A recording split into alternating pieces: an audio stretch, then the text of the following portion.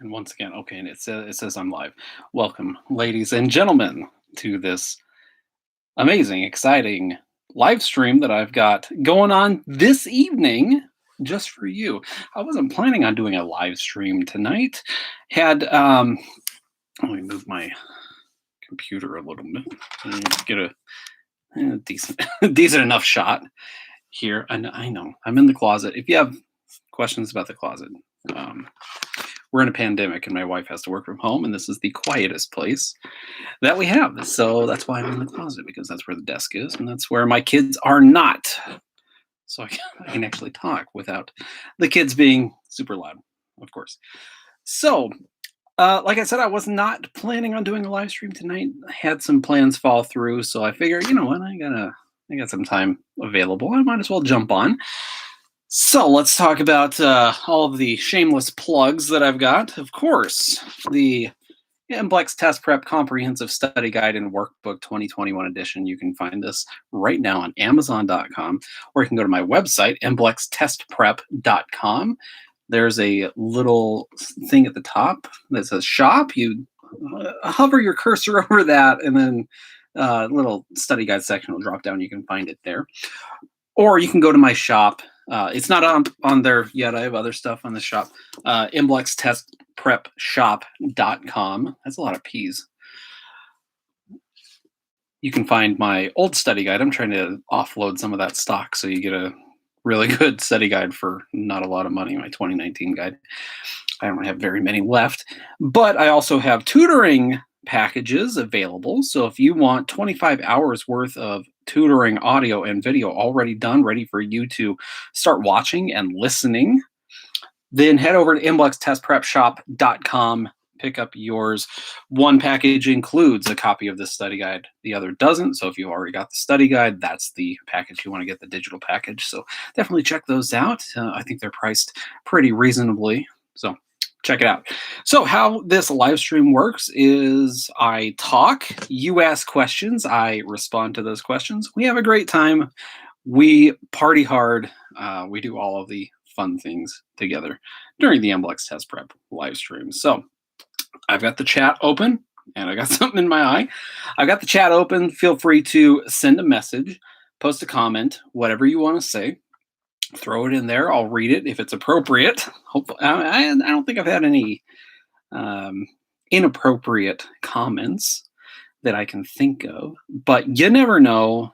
I never know who's watching, who's ready to participate. So yeah, post your questions, any material you want me to discuss, anything you are confused about, anything you want me to talk about in regards to the MBLEx itself, the test itself, like how many questions there are, how long you have to take it, test strategies, study strategies.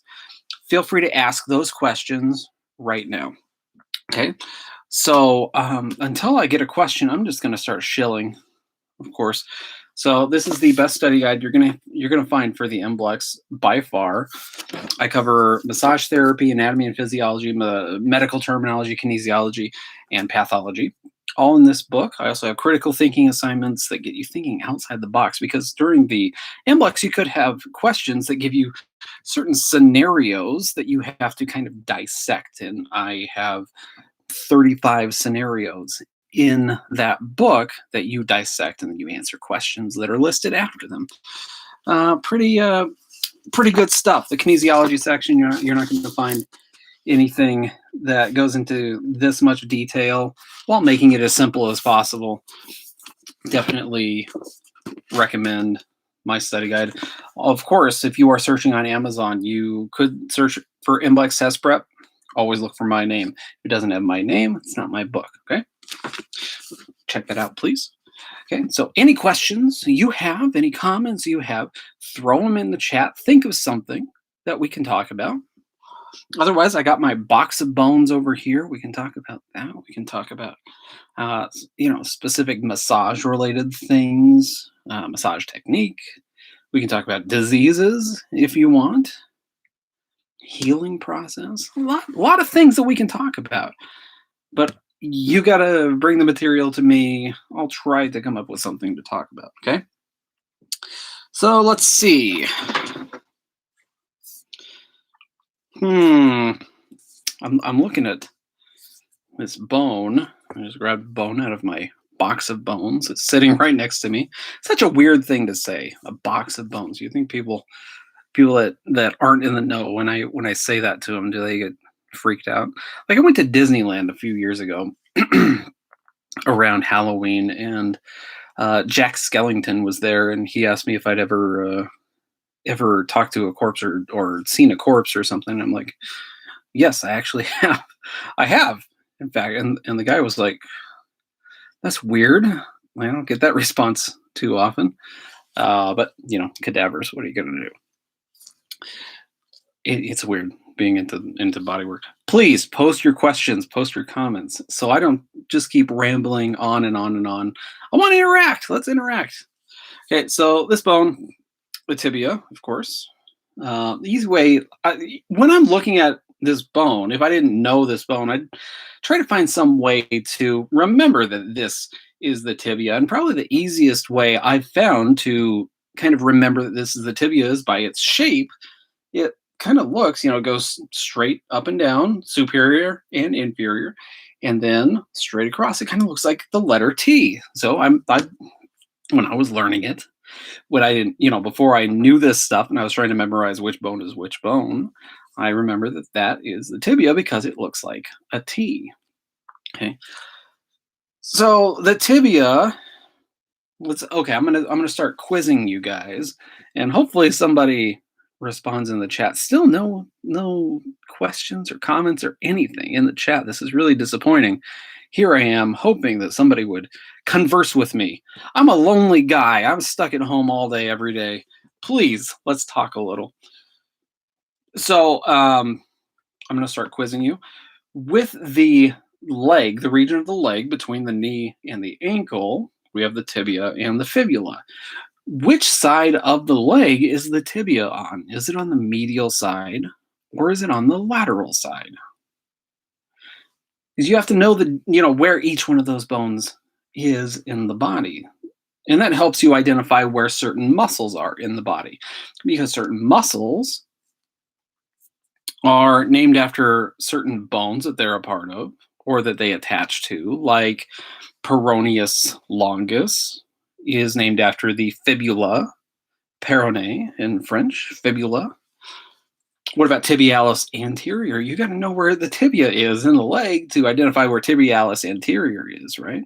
So is the tibia on the medial side or the lateral side of the leg? What do we think? Somebody please save me here. Save me. I don't want to just give you the answer. Is the tibia on the medial side of the leg or the lateral side of the leg? What do you think?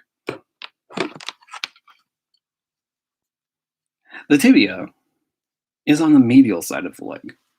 So just knowing that the fibula, let me see if I can find my fibula really quick. No, that's an ulna. Yeah, I can pull this one up. Here's my trusty friend, Calico. Okay, thank you. I got a couple people chiming in. It is on the medial side. The tibia is on the medial side. Sorry, Devin. Hey, listen, that's why we prep. Okay, don't get discouraged. And now we know. You'll remember going over this information. That's why we're here, right? So the tibia right here, look at how that is. That is on the medial side, just closer to the midline of the body, right?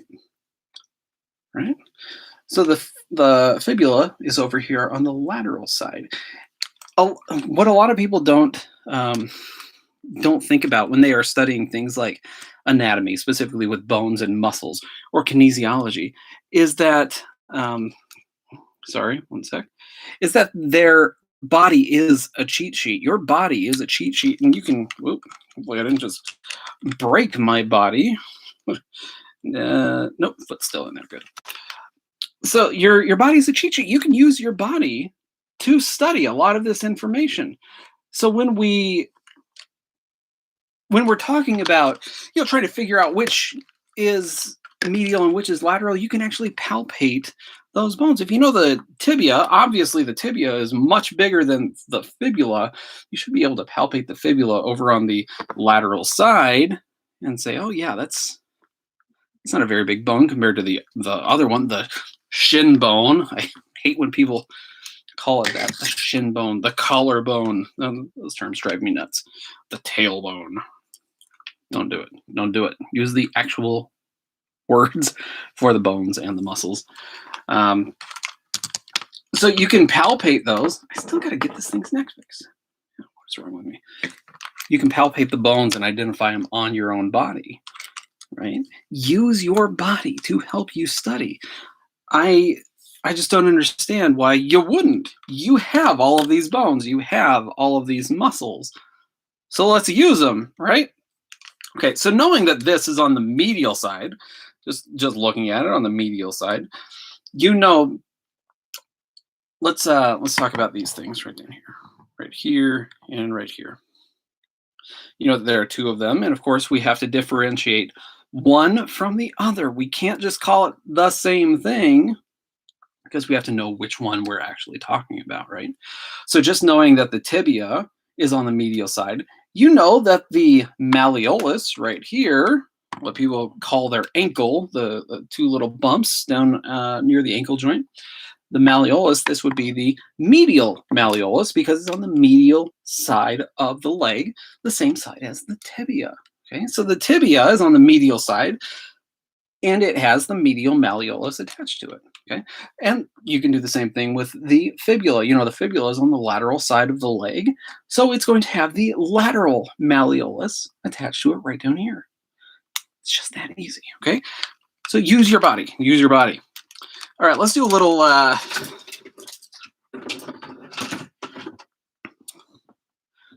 bit of quizzing here. Okay, let's see. No, what just happened? I think one of these monitors. My wife has two monitors set up right in front of me, so I don't know how she stares at these all day, every day. One of them just shut off when I'm not looking. I'm like, what's different? What's different? Okay, how many pairs of ribs do we have? How many pairs of answer in the chat? How many pairs of ribs do we have? And that gives me a chance to read some messages. I passed the MBLEx first time. Nothing I studied was on the test. Well, you think nothing you studied was on the test, but it might have been presented in a way where you weren't used to seeing it in that manner. It might be worded differently. So I don't know. It's a weird test. It's a weird test for sure, and they don't ask really direct questions. Unfortunately, it would be so much easier if they did, but such is life. 12. We have 12 pairs of ribs. Okay, yeah, we have 12 pairs of ribs. How many pairs of true ribs do we have? And yes, there are a bunch of crazy questions. There are 12 pairs of ribs. How many pairs of true ribs do we have?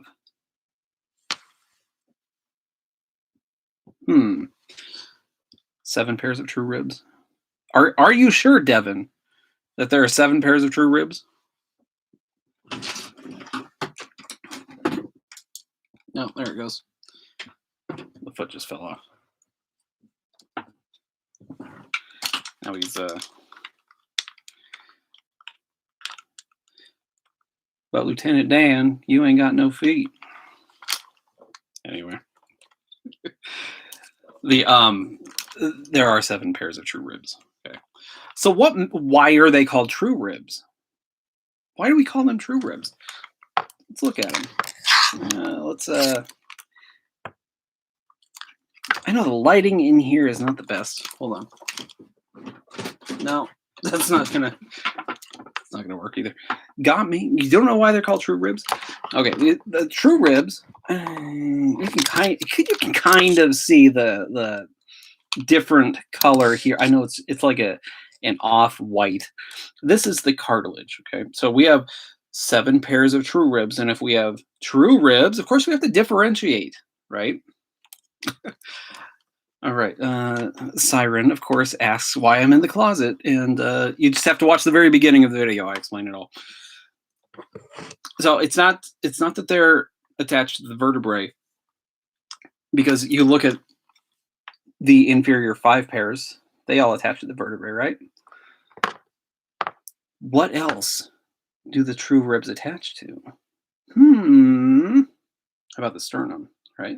Each one of these ribs 1, 2, 3, 4, 5, 6, 7, each have a band of cartilage that connects it directly to the sternum. So that's why they are called true ribs.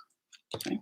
Whereas the inferior 5 pairs, especially ribs 8, 9, and 10, they do have cartilage, but they don't directly connect to the sternum. So they're not considered true ribs. They're false ribs. Okay, so you can see the bottom 3 ribs right down here. They each do have the cartilage, right? 8, 9, and 10. But that cartilage comes up and joins with the cartilage for rib 7 right here, and then that joins to the sternum. It connects to the sternum. So that's what differentiates those. And then we have the ribs down here. What are these? The 2 inferior pairs of ribs called? What do you think? It's hard to see with this awful lighting. I'm sorry. Right here and here. Here and here. Let me see. I can move that. These are floating ribs. Why are they called? Hey, there we go. Got the monitor back on a little. These are called floating ribs. Why are they called floating ribs? What do they not have? What are these missing that these ribs aren't? What's different? What's different? What do these have? What do these not have that these do have? Cartilage, yeah. So these don't have cartilage. They just kind of hang out down in the lumbar region, the low back. And what is their purpose? Why are they there? What do the floating ribs do?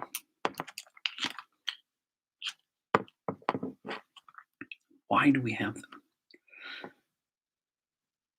give you a hint. This is why the floating ribs are an endangerment site. You don't want to do something like tapotment on the floating ribs.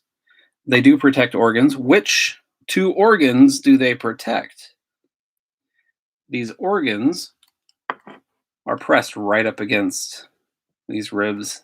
These organs are the kidneys. Okay, so if you were to damage the floating ribs or break the floating ribs, that could potentially damage a kidney, because the kidneys are right up against the floating ribs. They just hang out like right there. That's not a good thing. You definitely don't want to do that.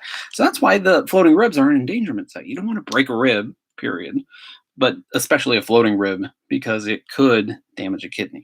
Okay, so I have a friend who he went to a doctor, and the doctor told him he has floating ribs.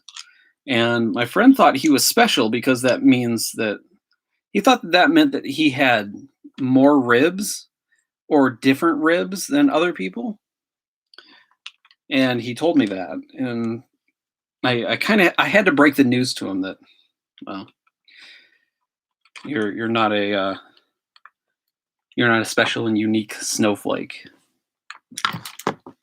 as Tyler Durden would say. Everybody has floating ribs. And now, of course, anytime I mention floating ribs, anytime I'm writing a study guide or something, and I get to the part about floating ribs, I always have to bring it up to him. Like, hey, Rob, I'm talking about the floating ribs right now. He thinks it's funny. So wait, floating ribs. Okay, so the superior 7 pairs are the true ribs, because they have cartilage that connects directly to the sternum. The inferior 5 pairs, I can't talk tonight, are the false ribs. They do not have, even though 8, 9, and 10 do have cartilage, that it doesn't connect directly to the sternum. And then ribs 11 and 12 are the floating ribs and no cartilage whatsoever. So they are still considered false ribs. Okay. So man, that's a lot of great information about the rib cage. Who knew? Who knew there was so much information about the rib cage we could check out? Yeah. So, what questions do you have about the MBLEx? Any material you want me to discuss or go over, or anything while I'm here, of course. And by the way, Devin, I am an X-Man. Should I call you Logan Weapon X? No, Wolverine. See if anybody gets that reference. Of course, I do have the MBLEx Test Prep Comprehensive Study Guide and Workbook 2021 edition. Find it on Amazon.com or go to MBLExTestPrep.com. And I do have tutoring sessions, which are a lot like this, just I have interactions with people like you. It's all recorded, ready to go, 25 hours. Comes with a full-length practice test, by the way. I forgot to mention, 100-question practice test that comes with a video where we grade it together to really see how we test, because that's one of the most important aspects of taking the MBLEx is knowing how to actually take the test and strategies that you can use to better your test score. Okay. Leg muscles. Now, we were just talking about the legs, weren't we? Okay. We'll do, let's go over a couple leg muscles. Hold on. I have to retrieve my foot. Ugh. And pop it back in. Severed foot. The skeleton. Watch me do a little bit of surgery here. And of course, you can find articulated skeletons like this on Amazon. Not too expensive. I think this one was about $100, a little over $100. Has all of the, well, not all, most of the origins and insertions, especially the ones that you need to know for sure. Let's talk about a couple leg muscles. Really quick, got to check the chat. Great book and study guide. Hey, thank you very much, Devin. I appreciate that. Been using it to study all month. We'll keep at it. Definitely a good thing. Well, reading the chapter and doing the chapter. Well, hold on. Accept idea, be helpful to pass the MBLEx. I have no idea what book that is. And if I've never heard of it, I don't know. It might be perfectly fine. I don't know. I've never heard of it. Never seen it. Never seen it, never heard it. Okay, let's talk about some leg muscles. So, of course, we have 4 regions of the lower limb. We have the thigh, leg, ankle, and foot. So we're talking about leg muscles because that's what was requested, of course. Okay, so let's talk about a couple leg muscles. So this, let's do the first muscle, okay? We got one muscle that originates right back here. We're on the posterior side, by the way, posterior, right? So we're on the posterior side. We've got one muscle that originates on both the medial and lateral epicondyles of the femur on the posterior side. So that's where that muscle starts. So again, I seem to go over this a lot, but some people just can't grasp it, okay? So when we're talking about muscles that attach to the limbs, the origin is always going to be more proximal than the insertion. Okay, so proximal, closer to the rest of the body. So if the origin is here, you know the insertion has to be down here somewhere. Okay, so let's think about muscles that are on the posterior side of the leg, this region. There aren't that many. There are 5 or 6 that I can think of off the top of my head. And there are only a couple of those that you actually need to know for the MBLEx, okay? So what muscle, I comment on this stupid pop filter every time I do a live stream or anything. And it's driving me nuts. I hate it. I hate it. You have to get a new one. So what muscle, I should just put it over here. What muscle is going to cross the knee? That's part of the leg. We can just start with that. There are a few, of course. But what muscle would originate on both sides, do you think? What muscle originates on the medial and lateral epicondyles of the femur on the posterior side that then crosses the knee? Give you a hint, this muscle also crosses the ankle. So just picture it in your mind, or you can look right here. What muscle would cross this joint and this joint on the posterior side of the leg? Biceps femoris? No. No, biceps femoris starts all the way up here. Originates up here on the ischial tuberosity, right? It goes all the way down here onto the head of the fibula. So it does cross that, but that's not where biceps femoris starts. Think about, just picture it in your mind. Use your body.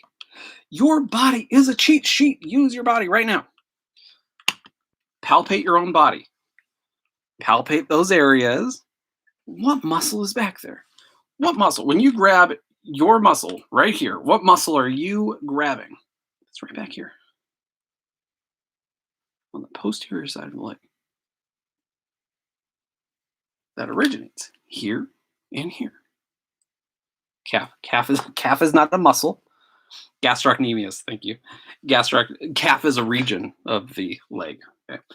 So it is the gastrocnemius. So gastrocnemius originates here and here on the medial and lateral epicondyles on the posterior side of the femur. It will cross the knee and cross the ankle and then insert right here onto that blue spot. Erase that up. What bone is this that it inserts onto? This one right here. What is this bone?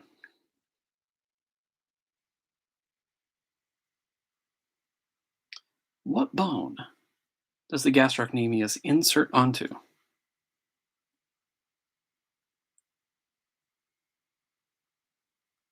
Anyone?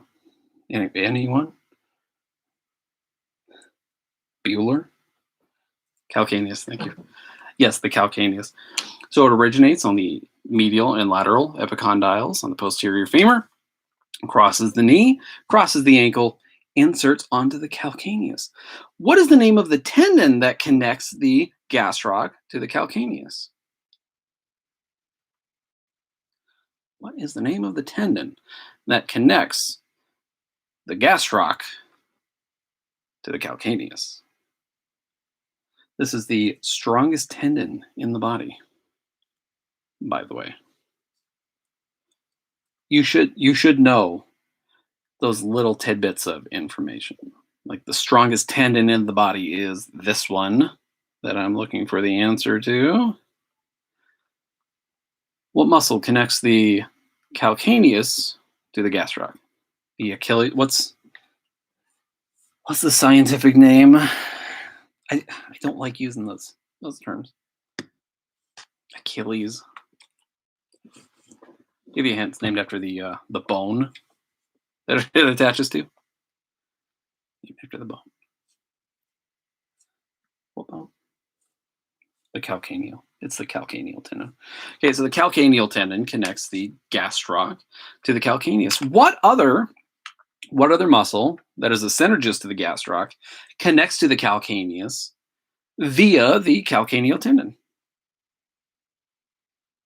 And Jayla comes up with soleus.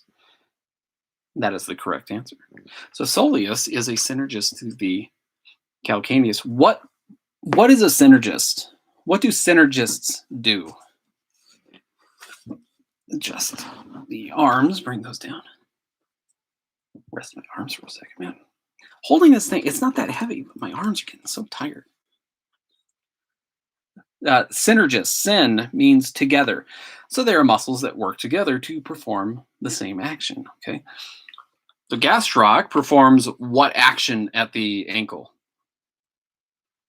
What does gastroc do to the ankle?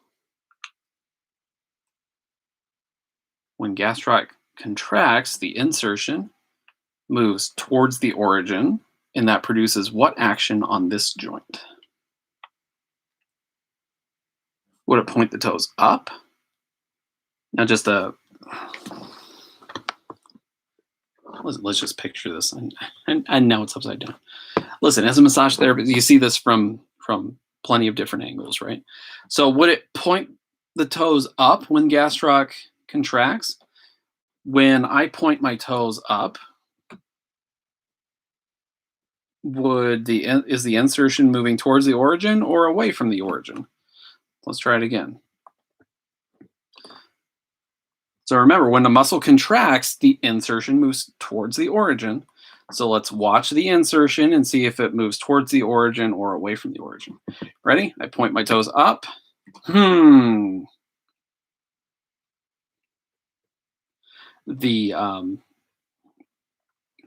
the insertion is moving away from the origin. So pointing your toes up is what action? Dorsiflexion, right? We point our toes up, that's dorsiflexion.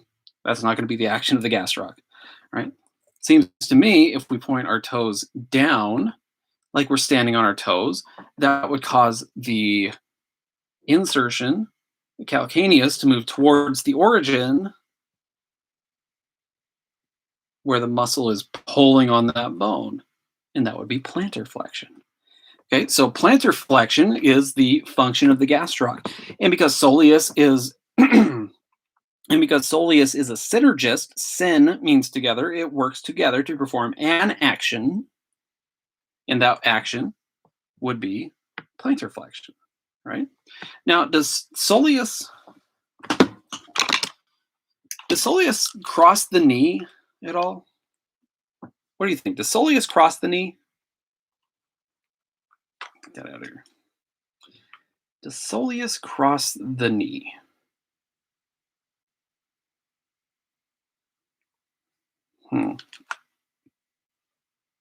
Anyone? Does soleus cross the knee? It's a good question. It's either yes or no response, really. No. The answer is no. Soleus does not cross the knee. Gastroc crosses the knee, but soleus does not. So does soleus help the gastroc move the knee at all?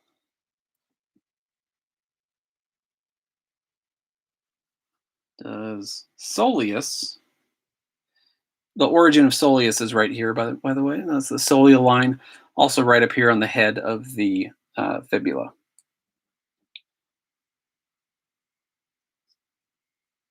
So soleus, because it doesn't cross the knee, it doesn't do anything to the knee, right? It can't move a joint if it doesn't cross the joint. That's not how muscles work, right? Get this leg out of here. So because soleus doesn't cross the knee, it doesn't do anything to the knee. It's not a synergist in this action. What is this action, by the way? When you are bending your knee, what are you doing to the knee? What is that action? Now think about the elbow. This is a hinge joint, right? Hinge joints only have two actions. They either flex or extend. Okay, so when we decrease the angle of that joint, see right now it's 180 degrees. When we decrease the angle of that joint, that's flexion. So we are flexing the joint. And then the opposite, increasing the angle, is extending. Okay, so because gastroc crosses the knee on the posterior side, when the insertion moves towards the origin, that muscle gets shorter. That causes the knee to flex. Okay, so there are other muscles, of course, that are stronger. See, muscles are weird. Like gastroc is the strongest muscle that performs plantar flexion, but it also flexes the knee, but it's not the strongest muscle that flexes the knee. What muscles are the strongest muscles that flex the knee? Let's wait for that answer. What are the prime movers of knee flexion?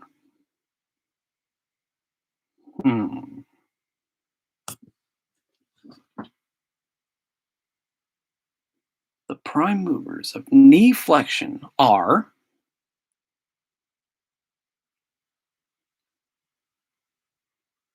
you can do them all as a group.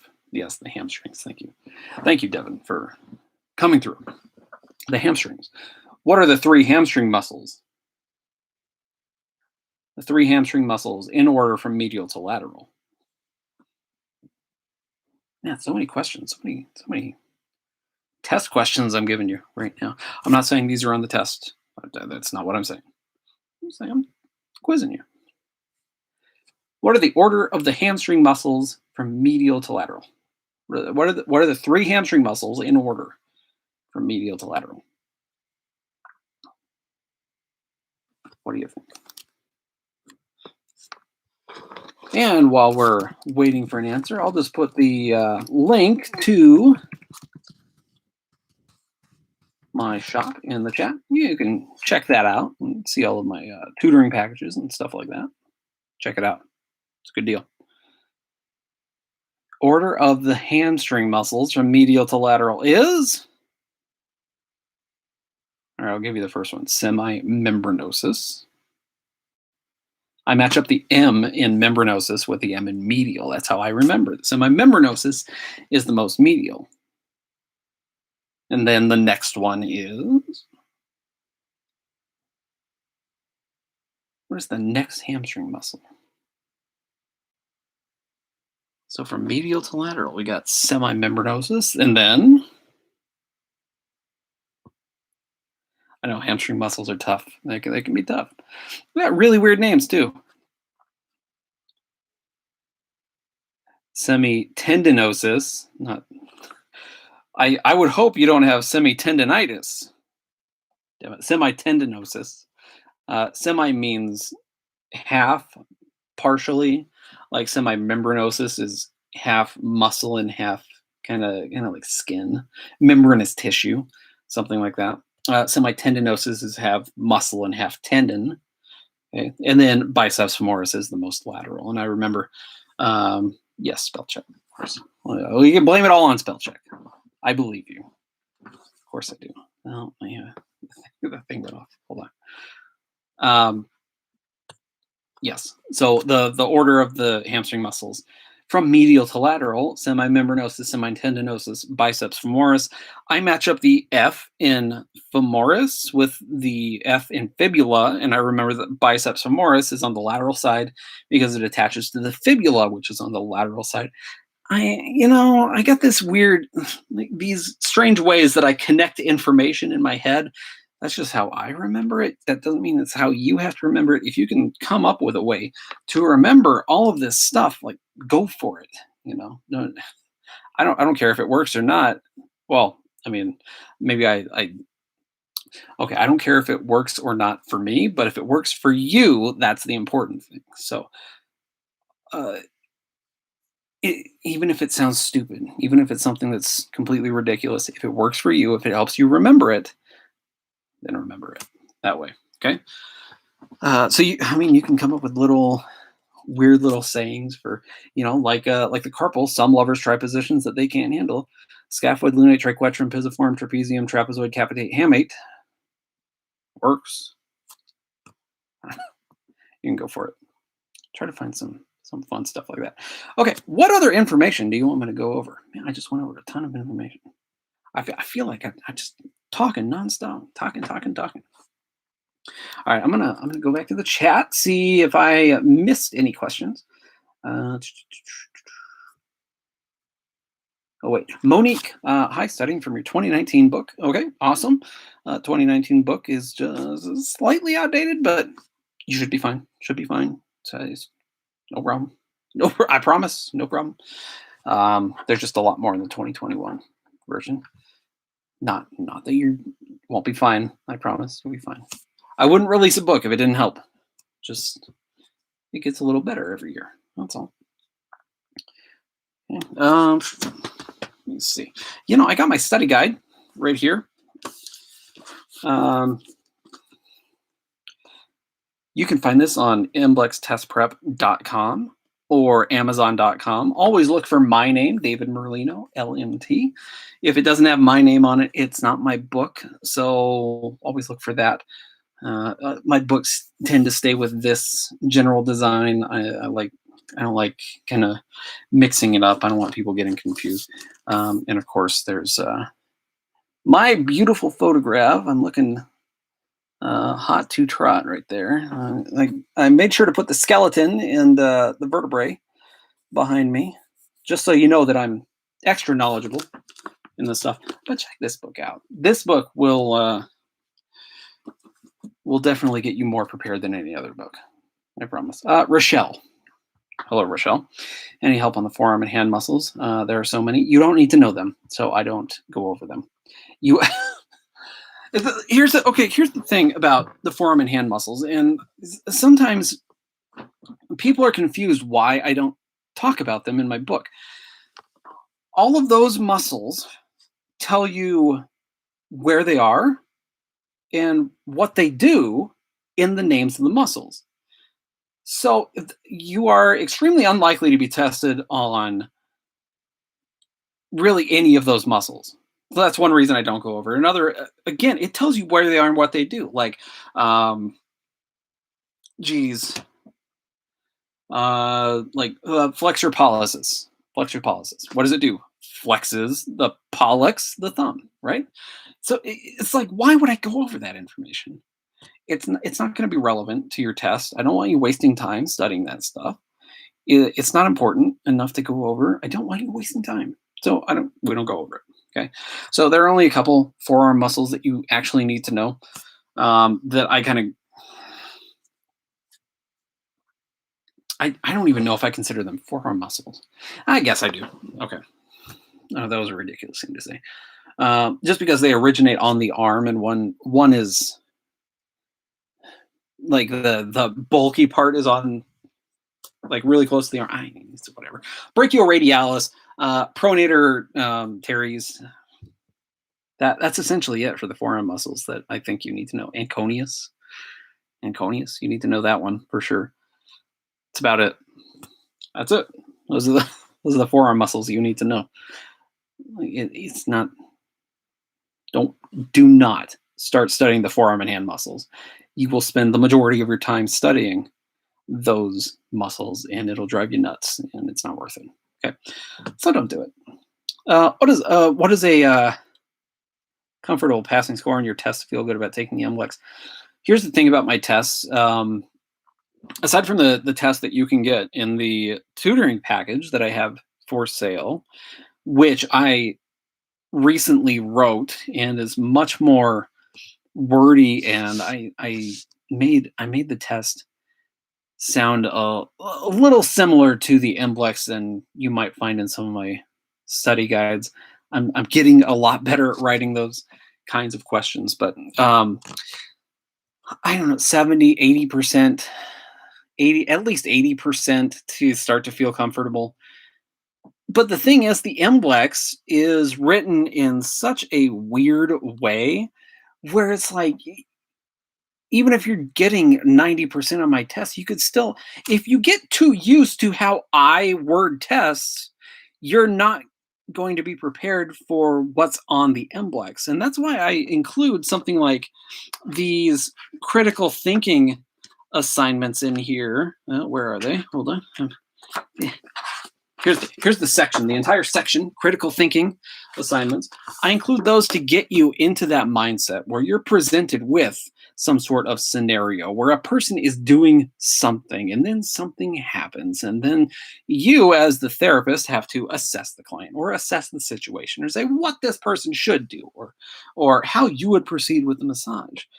Okay, so when I was first starting to write these books, I had to write 3,000 test questions. I guess I didn't have to, but I did because I thought the more test questions you have, the better. And it turns out not that many people care about having like 3,000 test questions until my app is done. That's something else I got to bring up. I've completely forgot all about my app. So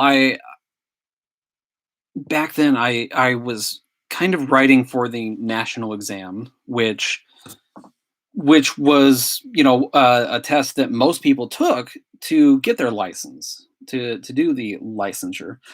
And the MBLEx was just kind of the secondary test where it's like, you can take the MBLEx, but most state boards want you to take the national exam. So I was writing questions specifically for the national exam. So I was getting, much more direct, like what is the origin of gastrocnemius? And what is the insertion of gastrocnemius? Those kind of questions. So a lot of my questions ended up kind of like that. And I've gotten a lot better, as you will see if you pick up one of my tutoring packages, which you can get for, over half off right now, I believe. Somewhere close to half off, something like that. I don't go check it out. MBLExTestPrepShop.com. I've gotten a lot better at at writing those really weird questions. But even if all you're doing is taking tests using my study guide, and thinking that's exactly how the MBLEx is going to be, that's not. You're going to be in for a rude awakening, and I tell people that all the time, and they don't believe me. I tell people that the questions are weird, and they don't believe me. Okay, so do the critical thinking assignments in my book and get used to those kind of scenarios, and you'll be a lot more prepared. So what I want you to do with the practice tests in my book, it's good to test your knowledge, of course. Like, you should test what you actually know. But I really want you to focus in on your test taking techniques. It's one reason I have so many test questions in my book. So I give you so many opportunities to test your test taking techniques and improve your ability to actually take tests. One second here. And what I like to tell people to do, in my book, I have a page or two that go over study skills and test taking techniques and tips on reducing test anxiety. Okay, so you really got to pay attention to that.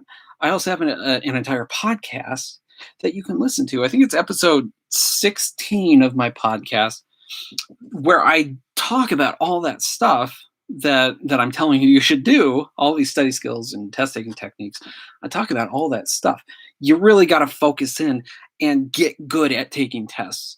And I had so much success as an instructor when I actually had live students in front of me more than, once a year, like I do now for, 30 hours a year or whatever it is at this school out in Carson City, which is great. I like the school and everything, but it's it's hard. They only have me out there for 30 hours, and I need like an additional 10 so we can actually do practice tests.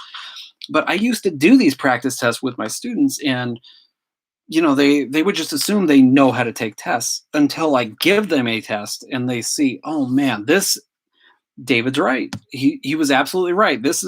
I should not have changed this answer. I didn't read all of the question. I didn't read all the answers. I just jumped to one that I thought was the answer.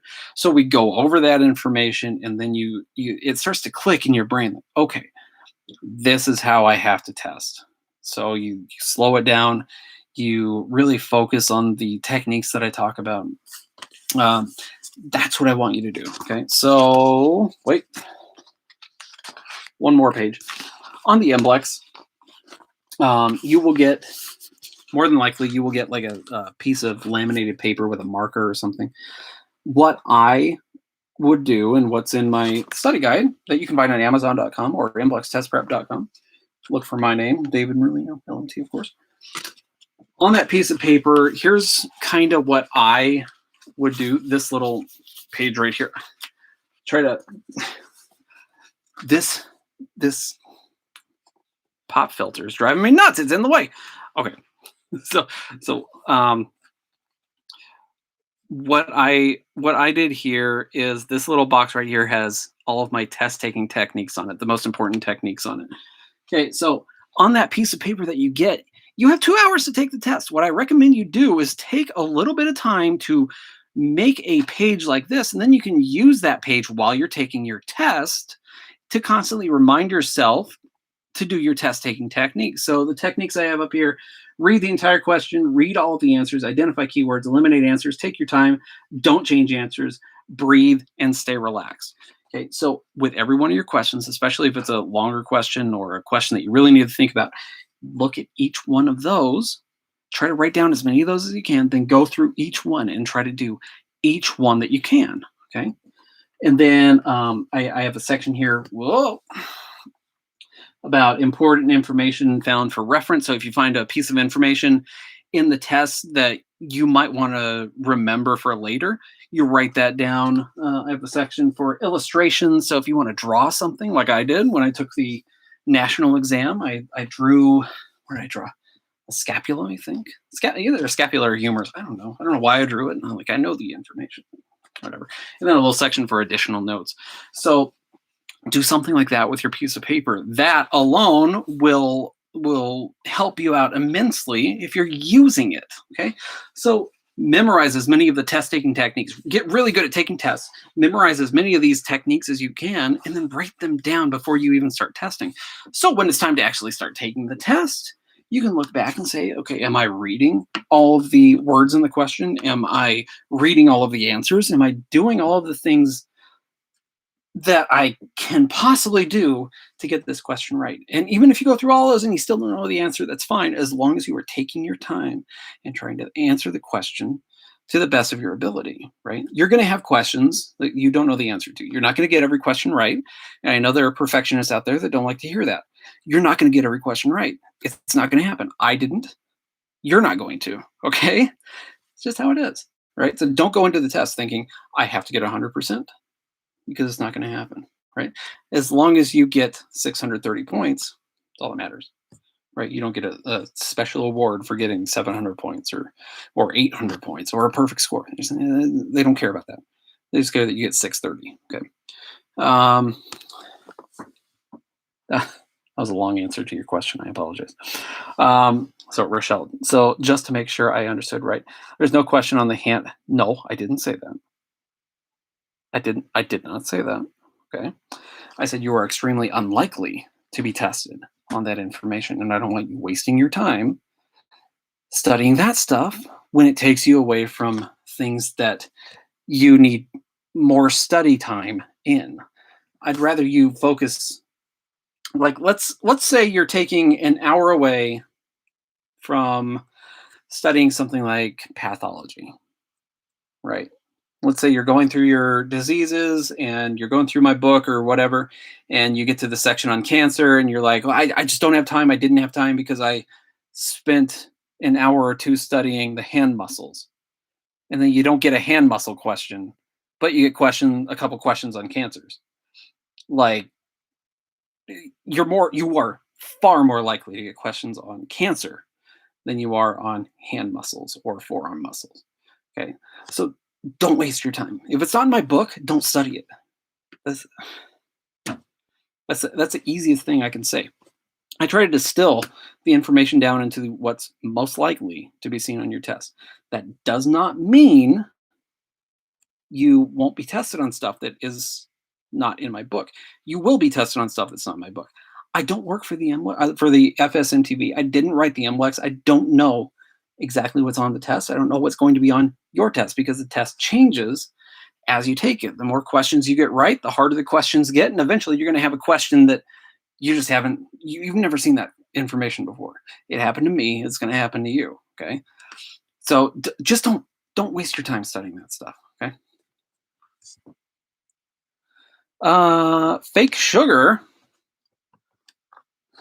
Download the phone app from your app store.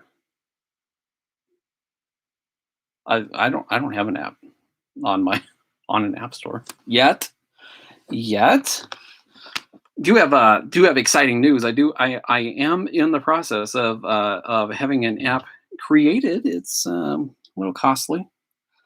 We'll say that, but you know what? It's going to be a great app. I'm looking at it now. It's currently loading on my phone.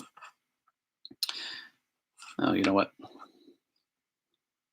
I think there's a new build. There's a new build to it. That's why it's not immediately loading. Yeah. But it is going to be basically a test preparation course in an app. It's going to start out as practice tests, and then eventually I'll add stuff like flashcards and then videos. I think I'm going to have my podcast on there too, so you can listen to that while you're out and about. So definitely, gonna want to check that out. Whoa, there it was. Of course, right as I back out of it. I'm messing with my phone. I forget that I'm on video and I'm messing with my phone. Okay, so that app will be done probably in a couple weeks. I don't know. I'll definitely jump onto a live stream when it's up and running. I can't imagine it's going to be too costly for the customer, of course. I'll increase the prices. I add more features. That's why you want to get in on the ground floor right when it launches, so you pay that lower price, and then you you get all this stuff afterwards, and you save yourself a ton of money. So definitely look out for that. I will. Now let's see. Yeah, I think my guy's uploading the new build now. It's giving me a little trouble. He lives in India, the guy that's building it. So right now I think it's about 9 a.m. Oh, here we go. Little question of the day. Let's see if we can answer this one. Technique primarily used to work on trigger points: A, myofascial release; B, ischemic compression; C, ringing; D, cross fiber friction. I don't know if this is this backwards on your screen? It's backwards on mine. It's backwards on mine. What's the answer? Anyone? Anyone? What's the answer to this question? Myofascial release, ischemic compression, ringing, or cross fiber friction? Hmm.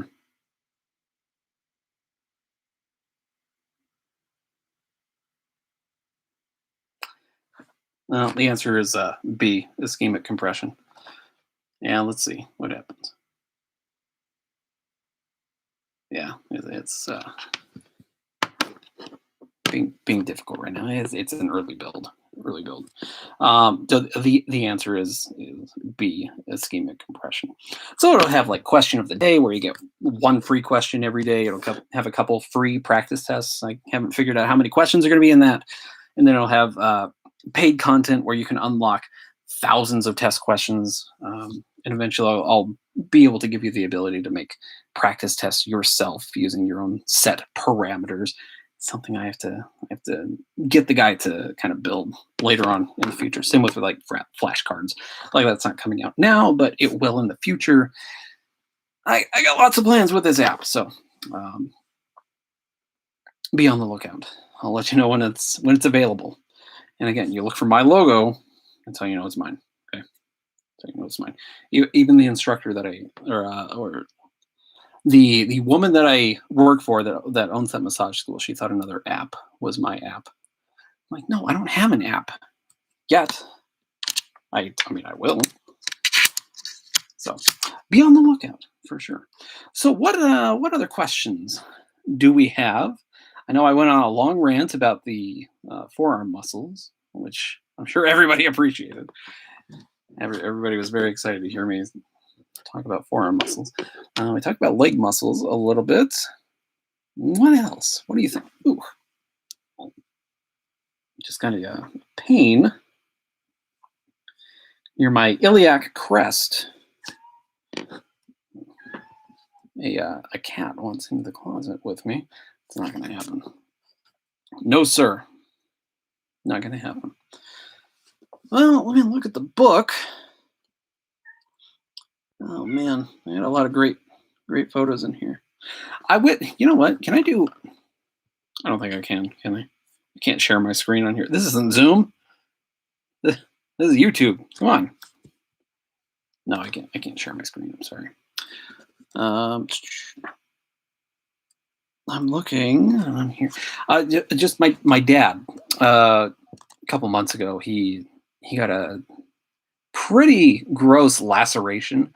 He was messing around with like a box cutter or something. He works at a golf course in Kentucky, and he was opening a box of some sort of supplies or something in the teen store.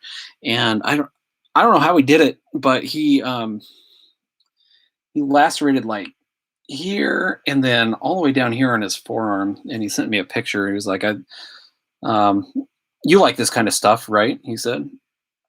And I said, "Yes, Dad. Yes, I do. Congratulations on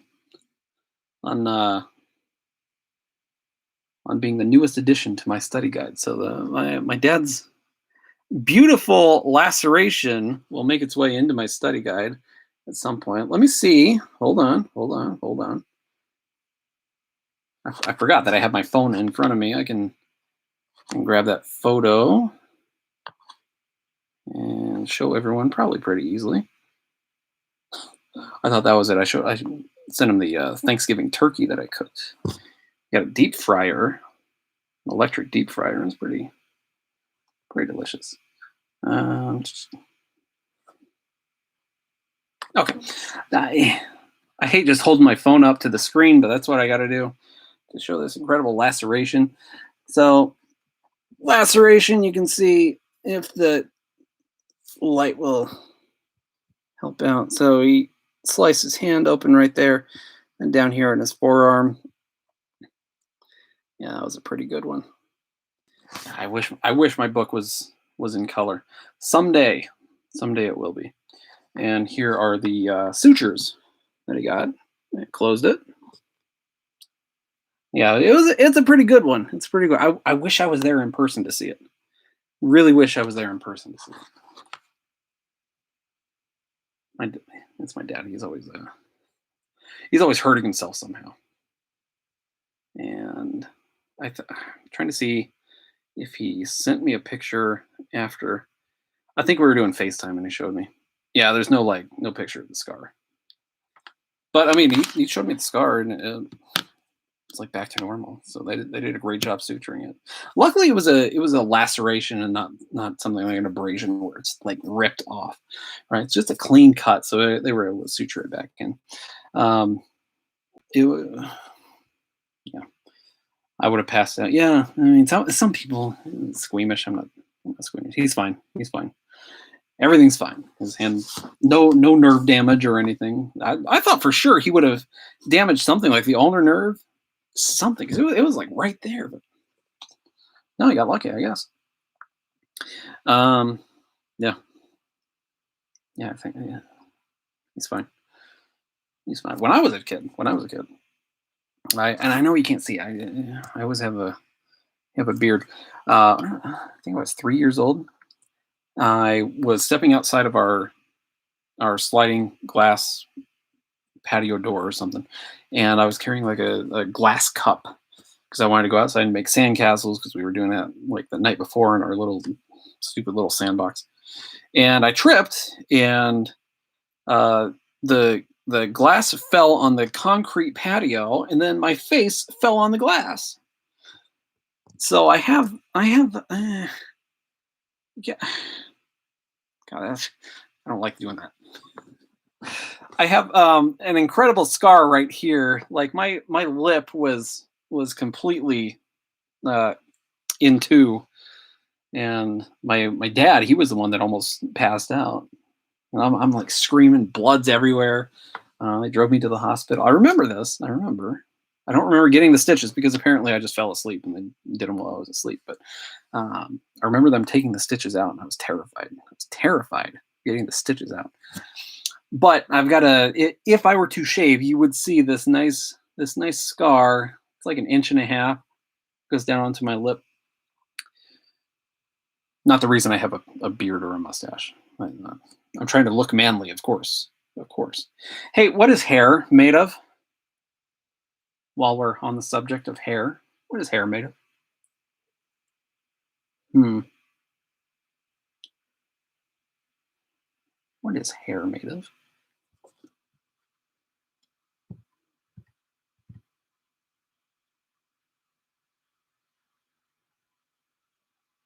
Same thing that your fingernails are made of. Let's see. Do I need to trim those? No, I think they're looking okay. Sebum? Your hair's made of sebum? No. Sebum is oil, isn't it? I would hope your hair isn't made of oil. That'd be weird. Extremely weird. Yes, keratin. Your hair is made of keratin, just like your nails are made of keratin. Keratin is a really hard substance. So keratin, you also find that in the skin when you have things like calluses. Something that warts do is they cause the skin to produce more keratin. So that's why warts feel hard to the touch because there's more keratin in the area. Weird. Super weird, right? Keratin. Hey, going back to that laceration, let's talk about this laceration really quick. Let me pull this picture back up. All these steps. Okay, here we go. Yeah, let's do this one. Yeah, we'll do both of them. Both of these photos. The ones that I just showed you, of course.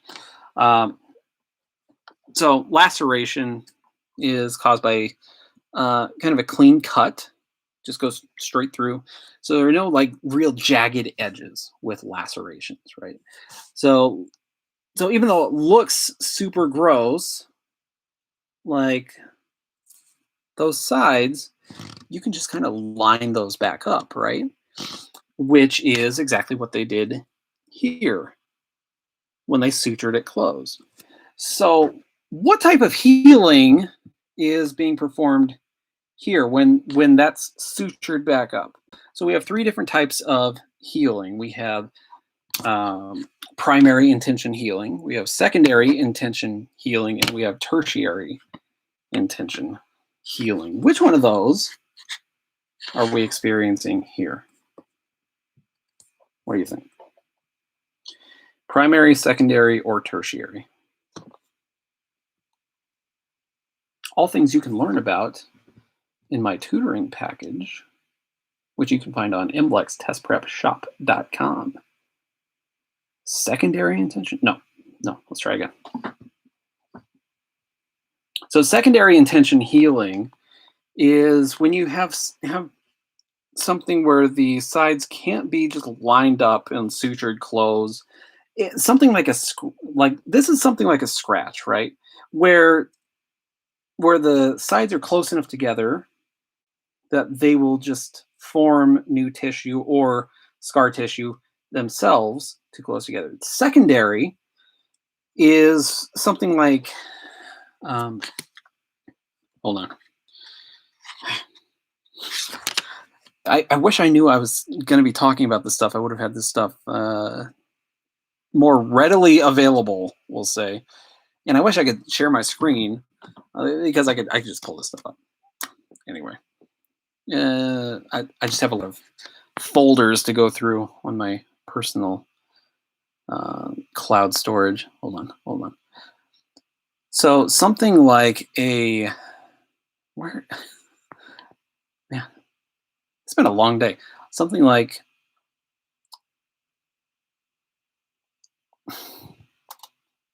this is driving me nuts. There, and then there. Wait, I'm almost there.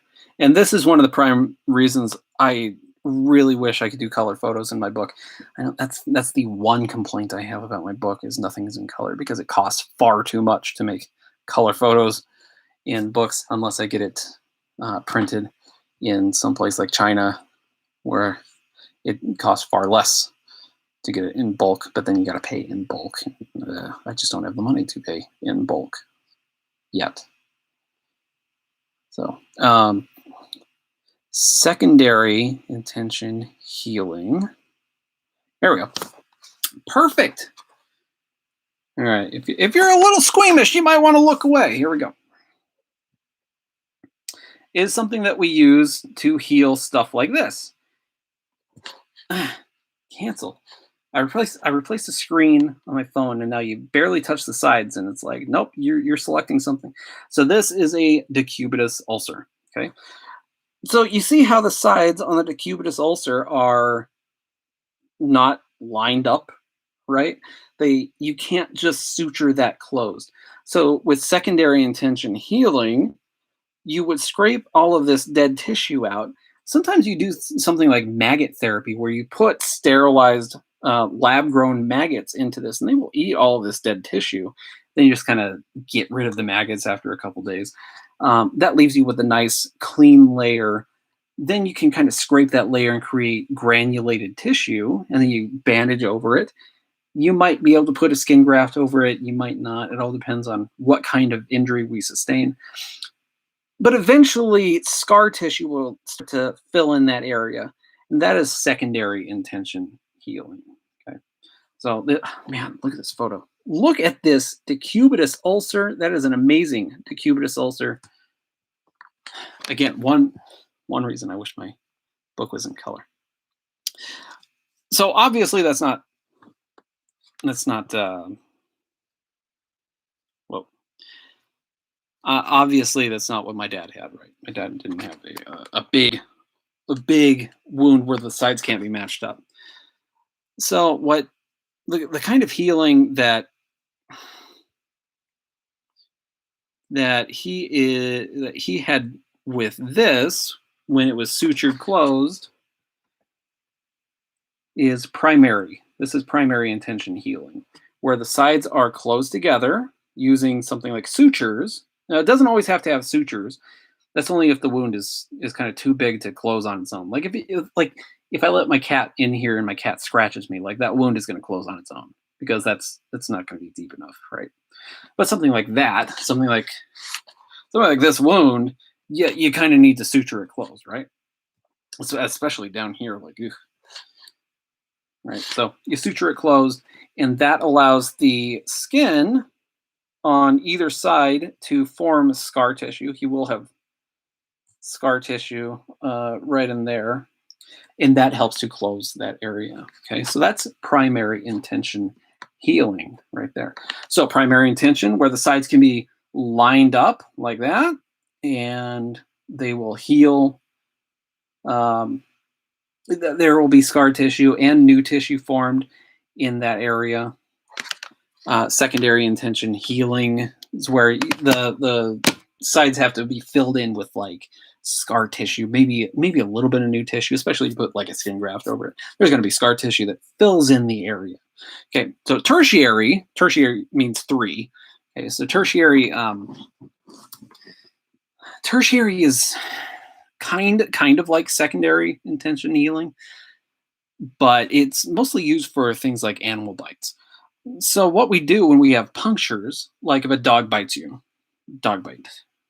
That's my dog bite action. a dog bites you. What they'll do is they'll leave the wound open and make sure that there isn't some sort of bacteria in the area before they potentially suture it closed. They don't want to suture a wound closed like something like a dog bite. They don't want to suture that closed and have a ton of bacteria in that puncture wound that then starts to form into an infection that could cause potential problems down the road. Okay, so that's tertiary intention healing. So after a few days of that wound being left open, they determine whether or not there's a risk of infection. I mean, there's always a risk of infection, but if the risk is high or not. If it's not high, then they'll suture it closed. You go on your way. Okay, so that's tertiary intention healing. Again, all stuff that you can learn about in my tutoring packages that you can find at MBLExTestPrepShop.com. You get 25 hours of audio and video, much like this, where we talk about all of this stuff. And Mildred, she was a part of some of that too. And you get a 100 question practice test, and we go over all of that in a video. Awesome thing about these. About the tutoring stuff, I said audio. Hold on one sec. I have all of the audio split into something like music albums with individual tracks. So if you want to, like here's an album, the kinesiology lecture. Like, look at all these times. There's 28, 22, 19. All of these tracks. Stuff that you can learn on the go. Just pop in your headphones and you can learn wherever you are, whenever you want to learn. Definitely a great deal. So definitely check that out. Okay. MBLExTestPrepShop.com. And again, one package does include this one, the complete package. You get a copy of this book. But if you already have the study guide, there's a digital package. You just get the tutoring stuff. You don't get this. It saves you a couple bucks if you already have it. Or you can get the complete package with this and gift this book to somebody else. Definitely worth thinking about. All right, what else do you want to talk about while I'm here? Man, I'm just nonstop talking right now. All right, and listen, I currently have 13 people watching this live stream. 13 people watching this live stream. Somebody has to have a question or want to talk about something. I'm here. What do you got? Otherwise, I'm gonna keep plugging stuff. Like I said, I do have this app being developed. My guy in India, I think he should be awake by now. I don't know. He keeps weird hours. He goes to bed at like 2 o'clock in the morning. Like I'll be talking to him at like 2 o'clock in the afternoon here. It's like, well, Rochelle, just ask the question. Keep asking. So I'm here as long as you'll have me.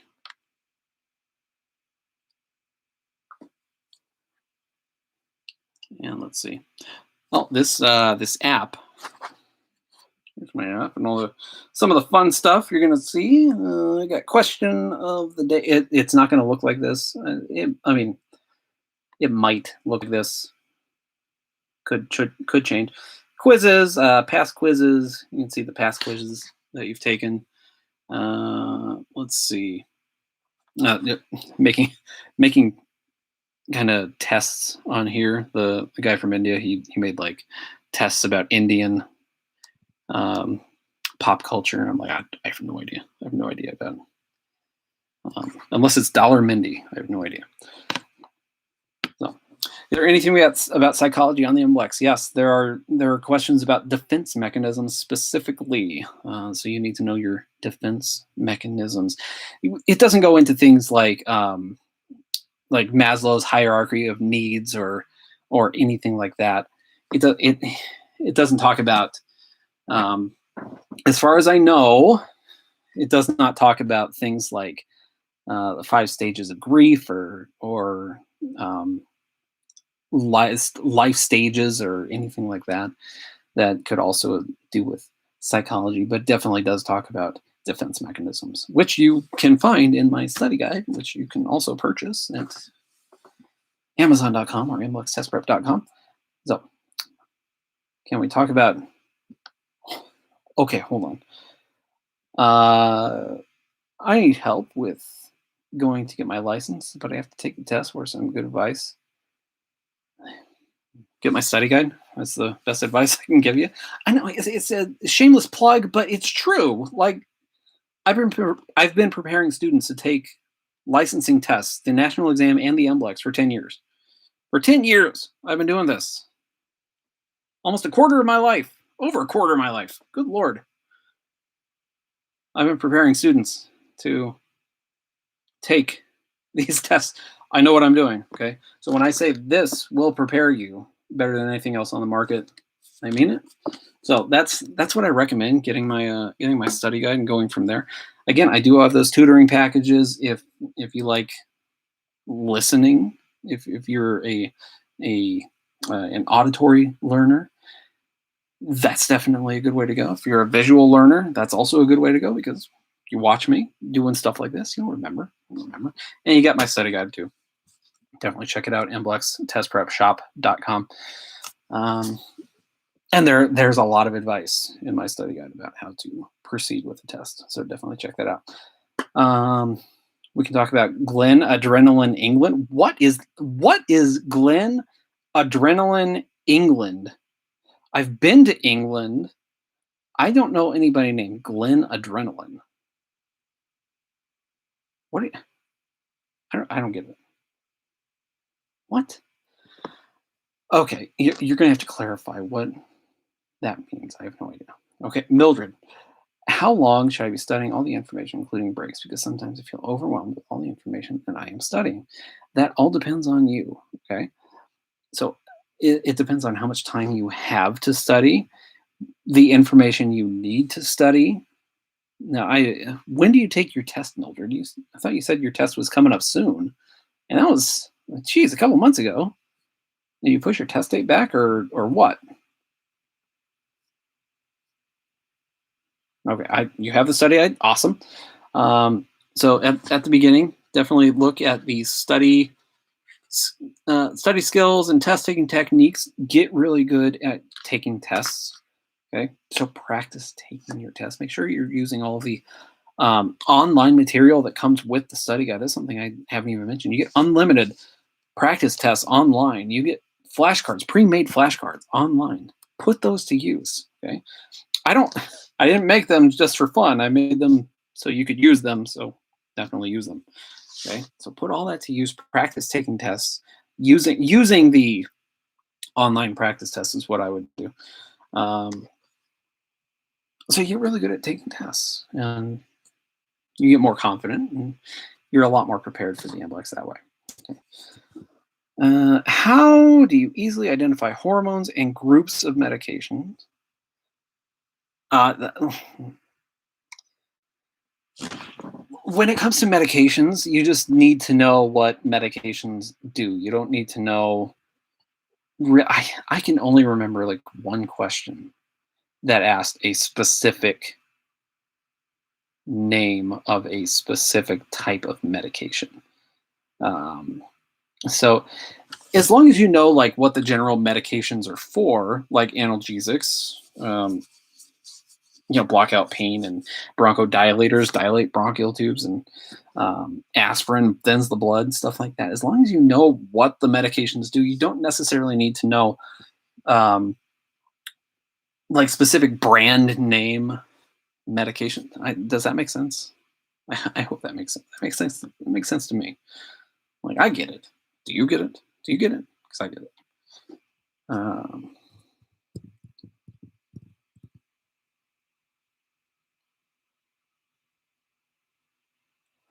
okay. Sorry, I make a mistake. I listen. I have no idea what that means.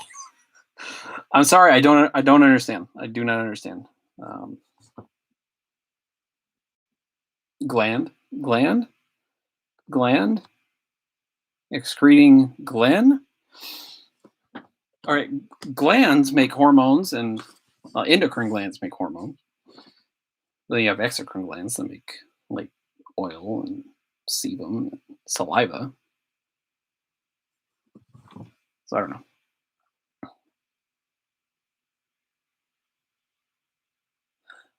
Mildred. Oh yeah, you were having so many problems with the signing up for the test, right? I'm waiting for my school to do the transcript. They are still closed. Told me that I have to pay to get my transcript sent over to. Jeez, that's a little it's a little obnoxious, isn't it? Making you pay to send your transcripts. It's outrageous, man. Schools. I got to be careful with how I proceed with this, but there are some schools out there that have no business being in business because of how they treat their students and their faculty. And who knows, maybe I have worked for one in the past. It's just some of those policies I just don't understand. Like just print out a piece of paper and fax it or email it to the FSMTV. Why would they make you pay to do that? You want to just pay 25 cents for the paper and the ink? Because that's all it takes. I better stop. I better stop because I'm gonna go on a rant and I'm gonna regret it in the future. Hi, David. It's Tammy. Good evening, Tammy. You want to do one-on-one tutoring? I can make that happen. Send me a message on the Book of Faces or email me, David at MBLExTestPrep.com. Anybody can email me if you have a question or need advice or anything. Just email me, David at MBLExTestPrep.com. I'm here to help you when I can get to it. Sometimes I'm a little busy, so if I don't respond right away, like I've got an email waiting for me right now to respond to, that I will do when I am finished with the live stream. Okay, so send me an email and we'll figure out some days and times that work for you and work for me, and we'll get it done.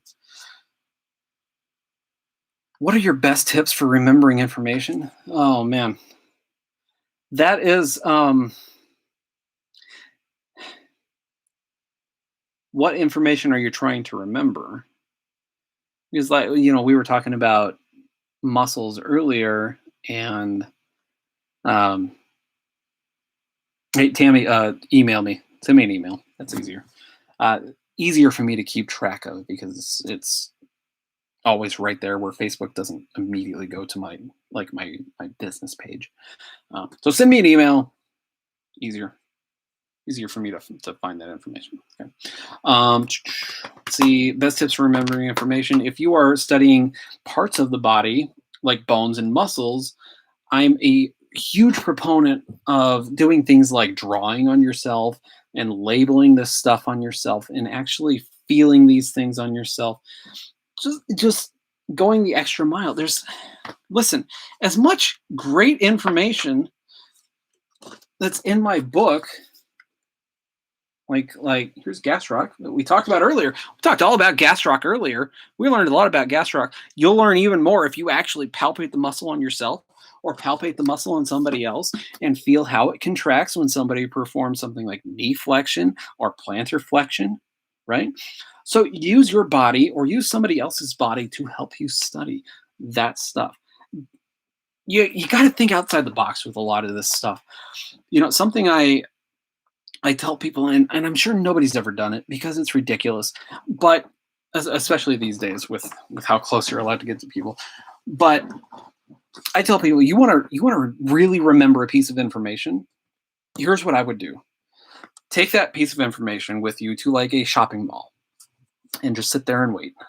Okay, and constantly go over that information. Have it on a piece of paper, and then read it, and then once you got it up here, run up to the closest person you can find and then tell them that information that's in your head. Say, did you know that gastroc originates on the medial and lateral epicondyles on the posterior side of the femur? You'll remember doing that, and that's one way that you can actually learn that information, right? That memory will be stuck in your head. You'll remember the exact words that you said to that person, and that will help you learn that information, okay? So maybe you don't want to run up to people these days with, the 6 foot rule that we all should be sticking to, but just, you get the idea, right? Like, do something crazy like that, and you'll remember it. Even if you're driving down the road, just shout it at somebody on the street corner. Try not to get into a brawl afterwards if they think you're trying to start a fight or something, but just you'll find ways to learn that information that way.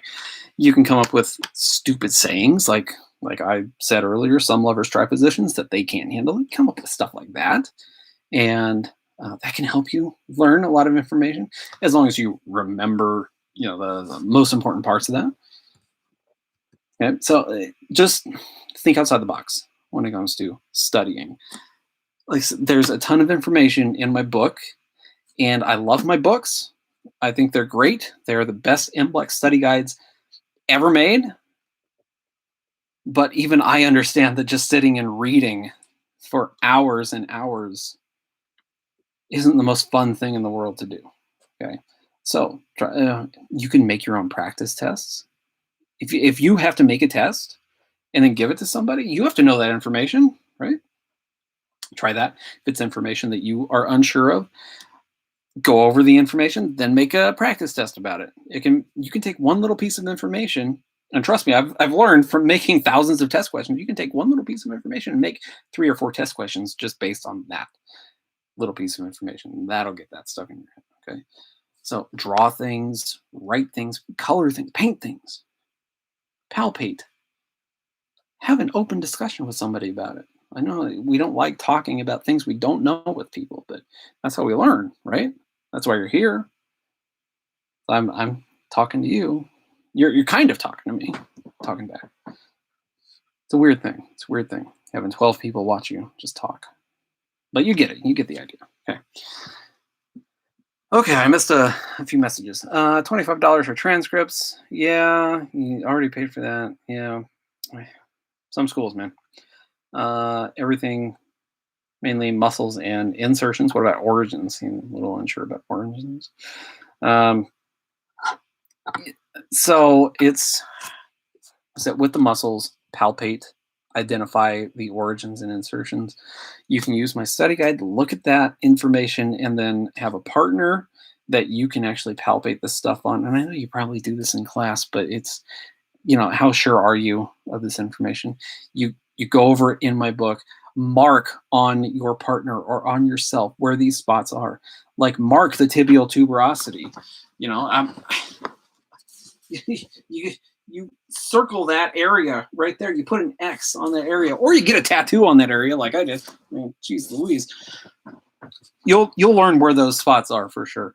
Okay, so identify those spots and make a mark on them, label them, write, draw on your own body, and you'll remember all of that stuff. Okay, specifically with the muscles. And remember, with origins and insertions, if it's a muscle that attaches that is part of a limb, the origin is always going to be more proximal than the insertion. Okay, so the insertion always moves towards the origin, and so much information. I know, it's so much information, which is why I recommend getting my my tutoring package that comes with the audio, like the album that I showed you, like this right here. You can take this on the go and study at your leisure and really get that information drilled down in your head. Works, I promise. Check that out at MBLExTestPrepShop.com for sure. Mildred, I'm so sorry. I am so sorry you have to wait for all that. It sounds extremely stressful. Yeah, I'm sure it is extremely stressful. I've never had to go through anything like that, I don't think. That school's just messing with you. Just it's like, here, you have to pay $25 for this thing you shouldn't have to pay for. Whatever. You know what? They might be a small business. Maybe that's one way that they help pay for stuff. I don't know. Sometimes I try to give the benefit of the doubt, but like listen, I know what it takes for a registrar to print a transcript and then send it. It's not that much effort or money, really. It's just a piece of paper with ink on it, and then they have to sign it, put a little sticker or something, like an official or a stamp saying it's an official transcript, and then send it off. Like, whatever. Maybe it's just all the registrars I've had to deal with, which weren't necessarily the best. I gotta stop talking. Thanks for all the answers. You got it. Where would you skin roll on the posterior backside? But I mean, just kind of all over. Yeah, I saw that picture. I'm constantly checking that group. I gotta stop checking that group so often. I mean, I got nothing else to do the rest of the day. I'm constantly on this computer, just checking the same websites every day. The low back is a good spot to skin roll. Now, if you're doing like a little bit of petrissage, the trapezius obviously is going to be the better muscle to do petrissage on, because you can actually grab it and you can squeeze it and you can knead it. You can actually work on that muscle quite a bit. So maybe that's what the question is asking, because it was a picture of muscles, not skin. Maybe that's what it was talking about. I don't know. I would do trapezius personally, but if it's actual skin rolling, then you can do it kind of anywhere, but definitely kind of along the vertebrae. That's what I would do. I don't know. That's a weird question. Where do you find that test question? I don't know. All right. What other questions do we have? Yeah, I've been going for 90 minutes and I haven't had a single drink of water. I'm getting parched. Dehydrated, if you will.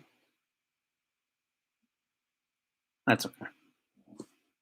Who needs water? Besides everyone.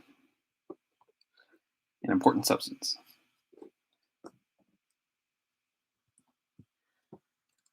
Might have to get a copy for myself. Copy of what? What, Mildred? A copy of what?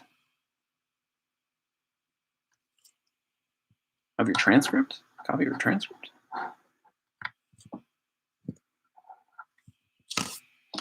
I keep playing with this Peppa Pig thing. My kid apparently gave to my wife. It's just hanging out here.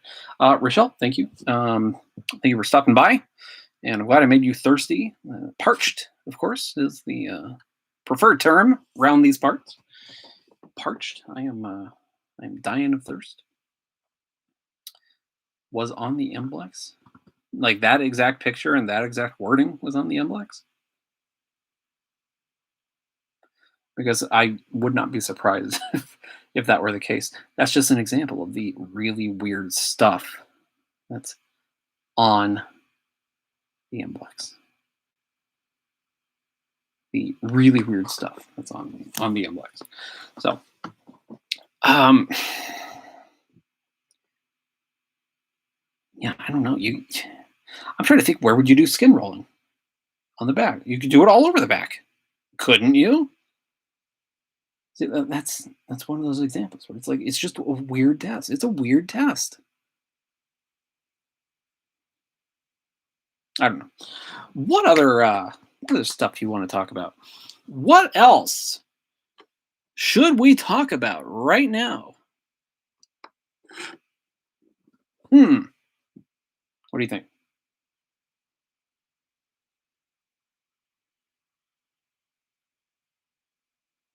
Not exact wording, but yes, the picture. And you're sure it was about skin rolling?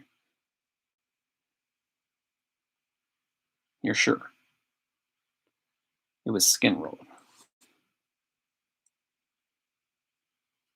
Because you can do skin rolling all over the back. Like, why? I don't know how they'd be able to pinpoint that.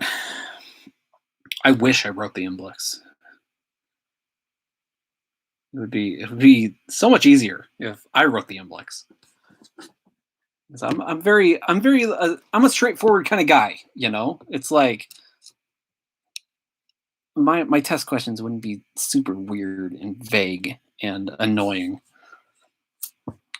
But I didn't write the MBLEx, and they have not contacted me to use any of my test questions yet. Of course, there's always a possibility. Always a possibility. Hey, Kimberly, welcome. Welcome to the amazing MBLEx test prep live stream. I'm David. I am a licensed massage therapist. I don't have my wallet. I can't show off my gorgeous license. It comes Nevada. We have these little like identification cards that you're supposed to have on you when you're doing massage. Like you're supposed to clip them onto your uniform, whatever. But I don't do massage anymore, so I don't have to worry about it. It's in my wallet. For some reason, it's no real reason for it to be in my wallet, but it is. Anyway, so almost 16 years I've been a licensed massage therapist, and 10 years I've been preparing students to take licensing exams like the MBLEx. So you are in the right spot. Of course, I have the MBLEx Test Prep Comprehensive Study Guide and Workbook 2021 edition available on Amazon.com or MBLExTestPrep.com. You can find it either place. It all goes to Amazon anyway, so you gotta have an Amazon account. So you can find it either place. Look for my name, David Merlino, LMT. If you don't see my name, it's not my book. A lot of great stuff in there. I also have MBLEXTestPrepShop.com, where you can find my tutoring packages, which are a lot like this, where I'm interacting with people, actually talking to people, not through the chat, through actual voice communication. 25 hours of audio and video files with a full-length 100-question practice test that you can take, and then you can follow along with the video where we all grade it together, and we talk about how to test better and to be more prepared for the MBLEx. See how we test and the strategies that we use that are good, and strategies that we use that are not so good, that can be improved on. So definitely check that out, MBLEXTestPrepShop.com. Okay. Yeah, definitely, Kimberly, check out those tutoring packages that I've got. It's like being in a class with me. You just pretend that I ignore you the entire time, essentially. So I recommend, highly recommend doing that. Okay.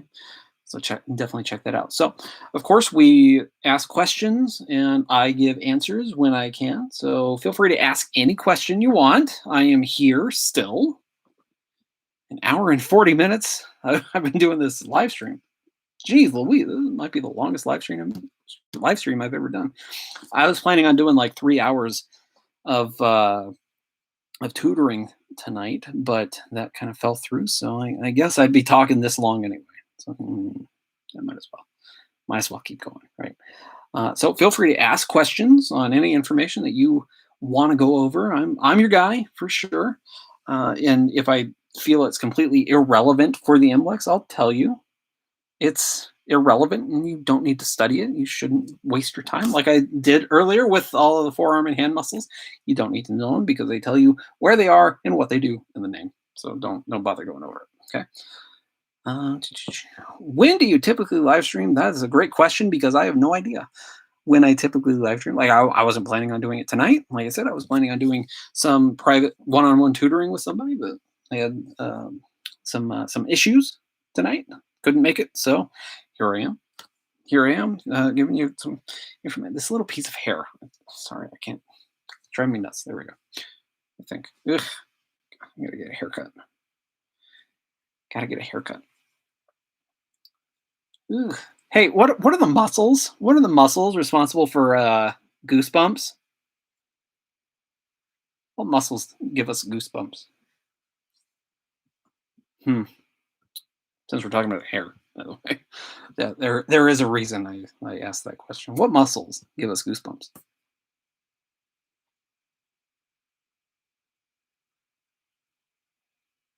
The erector pili. It's a here I'll type ARRECTORPILI. Erector pili. The erector pili muscles give us goosebumps, which is kind of a defense mechanism.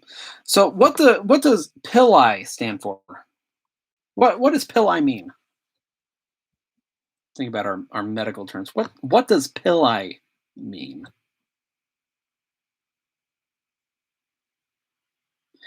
Yes, pili means hair. Very good. So the erector pili muscles erect the hair. They make the hair stand up. So when our body temperature starts to drop, the erector pili muscles will stand our hair up. Now, it doesn't work so well on humans. It's a way to help us with our body temperature. So it doesn't work so well on most humans anyway. I've worked on people with really hairy backs who this might actually work on. But on animals, when it gets cold, animals kind of poof up, right? It's their body, their erector pili, standing the hair up. And when the hair stands up, it creates this little layer where the fur and the skin don't touch. There's this insulating layer where heat can be trapped, and that helps keep the animals warm. Okay, so it doesn't really work on humans because we don't have that much fur, most of us anyway. But it's one of those homeostatic mechanisms that helps to regulate things like our body temperature. Okay, so no, you're good, Mildred. As long as you know what it is when you see it, that's the important thing.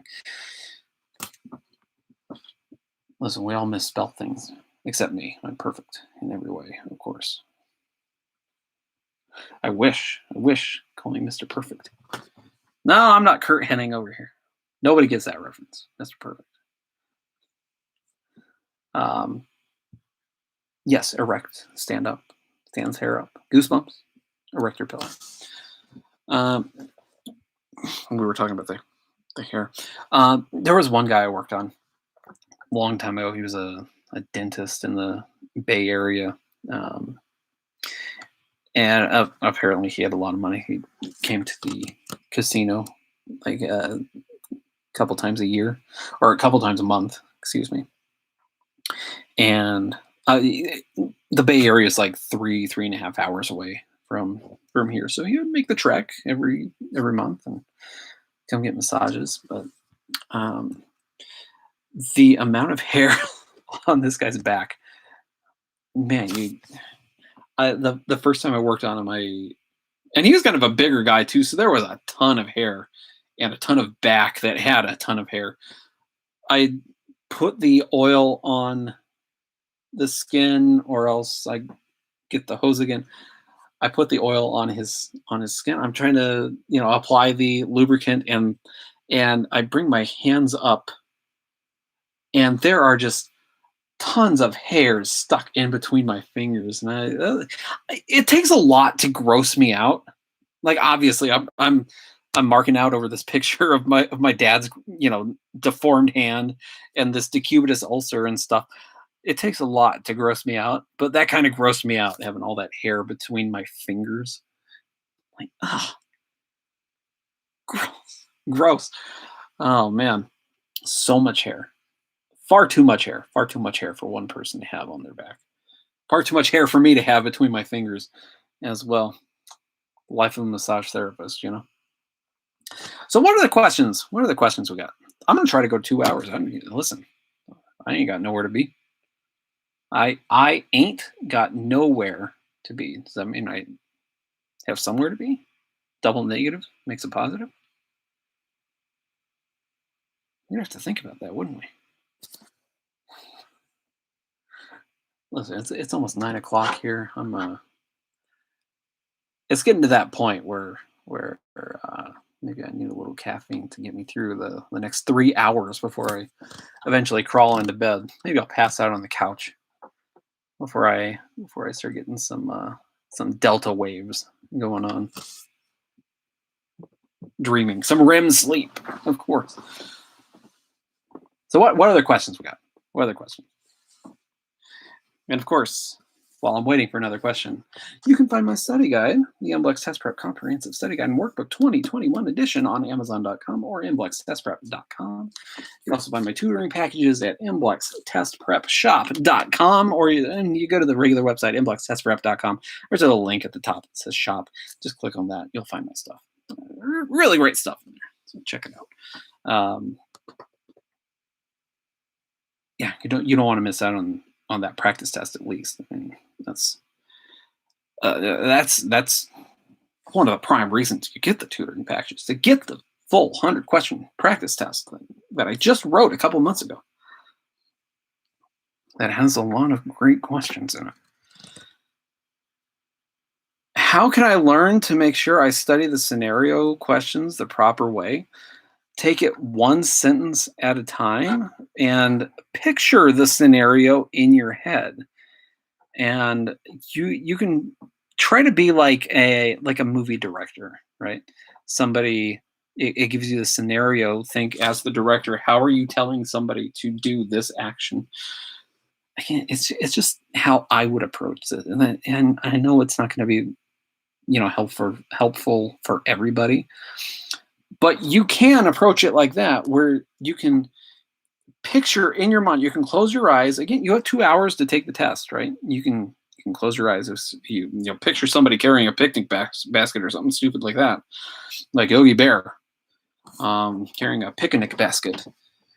Just picture that in your head, how Yogi Bear would be carrying that basket and how their body might be positioned or shift to one side where the weight is of the basket, and how that would affect muscles on the other side of the body, and how that might stretch out these muscles, and how that might affect Yogi Bear's gait or something like that. What muscles he might have to use to keep the basket up, like trapezius, maybe supraspinatus a little. Keep the shoulder from dislocating. So you take it one sentence at a time, picture it in your head. You can even draw it on that piece of paper if you need to. Like I said, I on this piece of paper, flip right to it. I put a little section here for illustrations. You can do the same thing. So if you need to draw little stick figures, like carrying a picnic basket or something stupid like that, you can, and that helps you get a visualization of what's actually going on. Okay, so one sentence at a time. Make sure you understand what's happening before you move on to the next sentence. Okay, and sometimes these scenario questions, they may have just kind of filler information that isn't really that important, where it's like it's asking you a really simple thing, but it's putting it into this extremely long, complicated question where it could have 3 or 4 sentences when all it's asking is like, what's the origin of this muscle, or what muscle performs this action? It's a weird test. I wish I wrote it, but I didn't. I don't. Whatever. Okay, so that's how I would approach it. personally. That's how I would do it. But again, it might not work for you. So you just kind of have to play with it, see what works for you, see what maybe is better, or if it works, awesome. Then I just solved all your problems. But you got to test it out. You can't. You want to be as prepared as possible, and you know that you have to practice taking tests. You can't just put off taking tests and practice your test taking techniques and then just try to wing it during the MBLEx because, for some people that works and for some people it doesn't. You don't want to be one of those people that it doesn't work for. Like I'm really good at taking tests. Like you give me a test right now on pretty much anything, that's fact based. That's not like entertainment or just random weird trivia like that. Like I can figure stuff out. Even if I don't get the question right, I can at least whittle my answers down to it's either this one or this one. So yeah, I'm good at taking tests, right? Because I know how to take a test. So get really good at taking tests, and that'll make it a lot better for you when you actually take the test. Okay. Is my app available now? No, my app is not available now. It's going into phase 3 of 4, starting like tomorrow, I think. Phase 3 of development.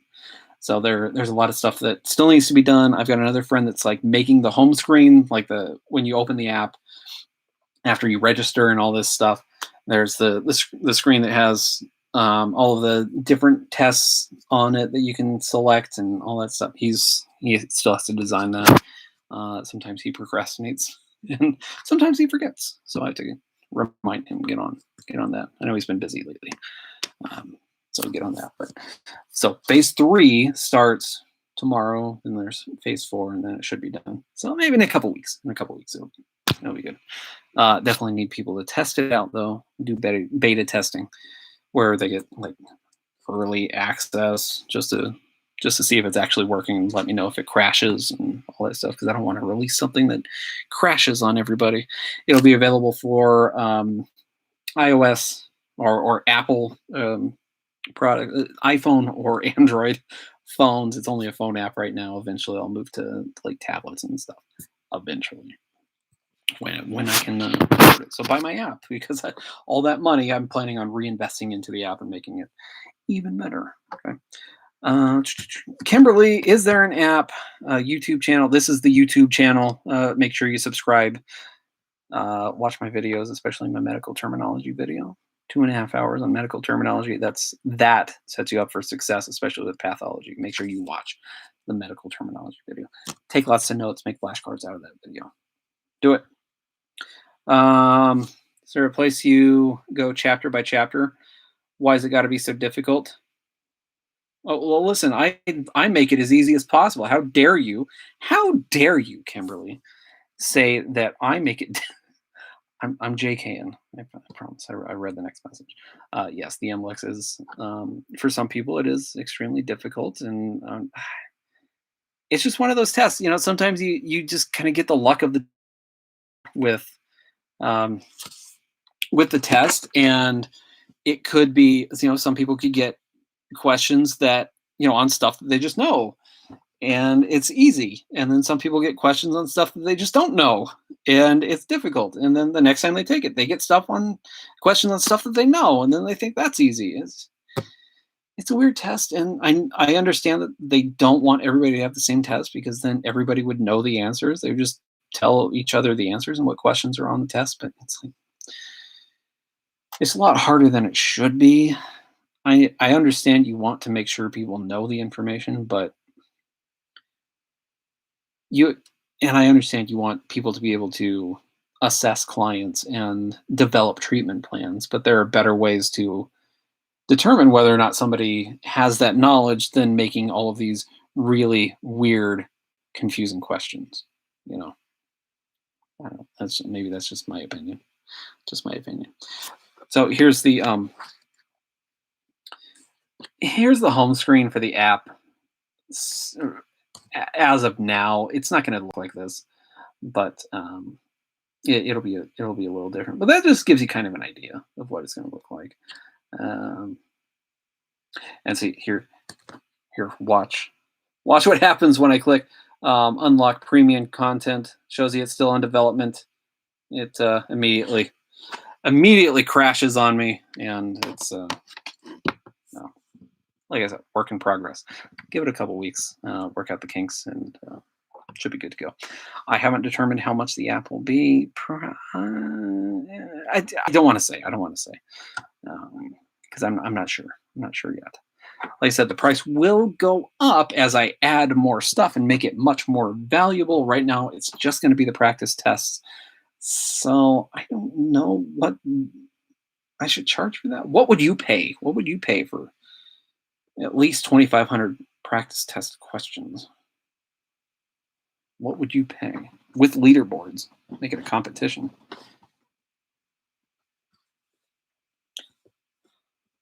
How much would you pay? Let's do some market research here. What would you pay for that app that has 2,500 test questions?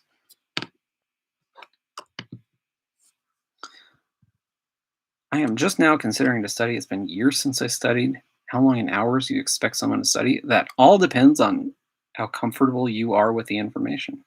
Since it's been years, I would say you're. See, it's. I don't know. Yeah. It all depends on what you know, what you remember, and how much information you need to relearn. It's I would say 40 to 60 hours probably. 40 to 60. So if you're doing 10 hours a week, you're looking at a month worth of studying, and it's not a lot. It's not a whole lot, I don't think. Month and a half. Yeah. So I mean that's without me knowing how much you need to relearn, because there's some people that just remember all the information, and it's like once you go over the information once, you're like, oh yeah, I remember that. Like when I got the job actually teaching, I probably shouldn't have been hired to teach that job because it had been so long since I'd gone over that stuff. The test prep job, like my first class was abysmal. It was a terrible class because I was relearning the stuff as I was teaching it to all of these students, and nobody gave me any PowerPoints or anything to work off of. So um, I had to figure things out as I went, but eventually I got it all back. It took like 2 months before I was really confident that I got all my information back, because it had been 6 7 years, somewhere around there. About 6 years since I had been like in school going over this stuff all the time. So that's a long time. So took me a little bit to get back in the swing of things, but eventually I got it back. You know, good to go now. Um, yeah. Listen. The best. I would. Yeah. 7 years. You got a lot to relearn. I'm sure. If you're not using this stuff all the time, it's easy to forget. Um, you.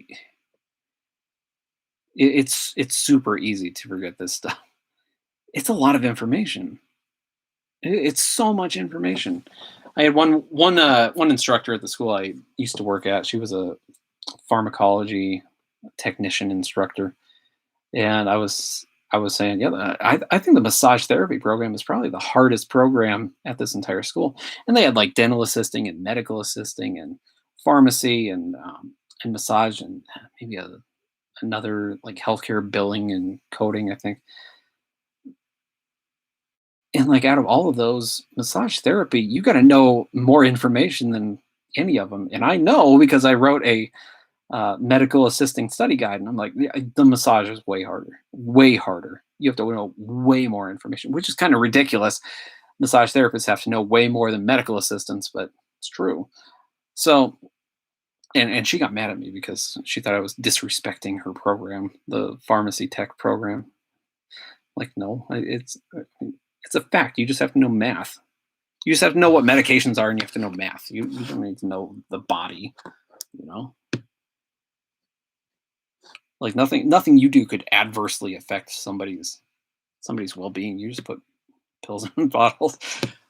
And a friend of mine, he was a pharmacy tech instructor too, and I told him that story. It's like, yeah, you're right. It is just knowing math and medication. That's about it. Like, yes, thank you for the validation.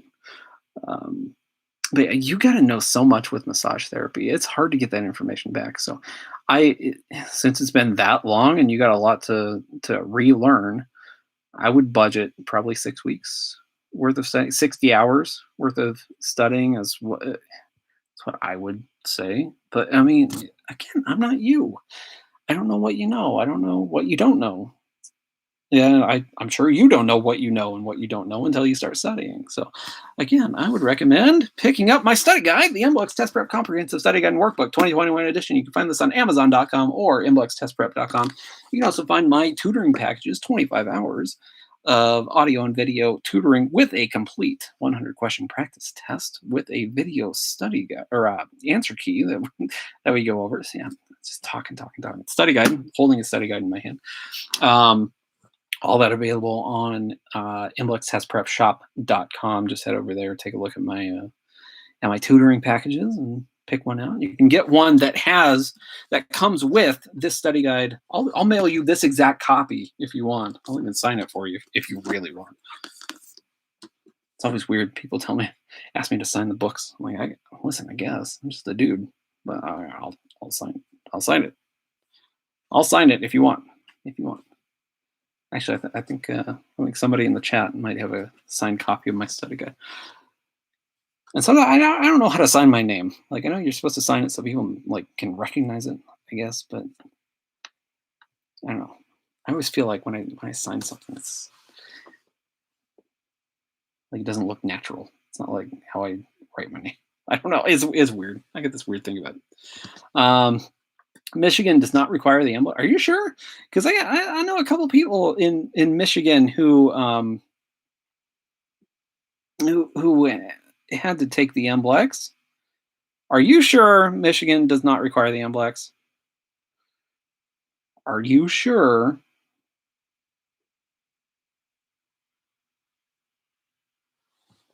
I would look into it. I would look into it. Well, don't grandfathered in. Gotcha. Okay. Well, listen, if you're grandfathered in, that's awesome. Awesome. So you don't need to. Now, what are you doing here? You don't need to prepare for the MBLEx if you're grandfathered in. Always a good idea, though, to take it just in case you end up moving somewhere. And this is something that a lot of people make this mistake. They live in a place that doesn't require it, so they don't take it, and then they move somewhere that does require it, and then they have to take it. And sometimes it's 10, 15 years from when they were in school to when they have to take this test, and they're like, oh man, what am I going to do? I'm like, well, you should have taken it. You should have taken it back then. Like, I always recommend you take the test if you can, just in case. Okay. Traveling musician. What do you play? What instrument do you play?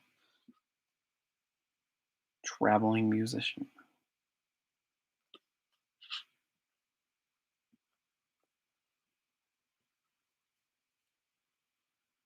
I know a couple traveling musicians who haven't traveled a whole lot this past year. One, he plays the guitar. I got a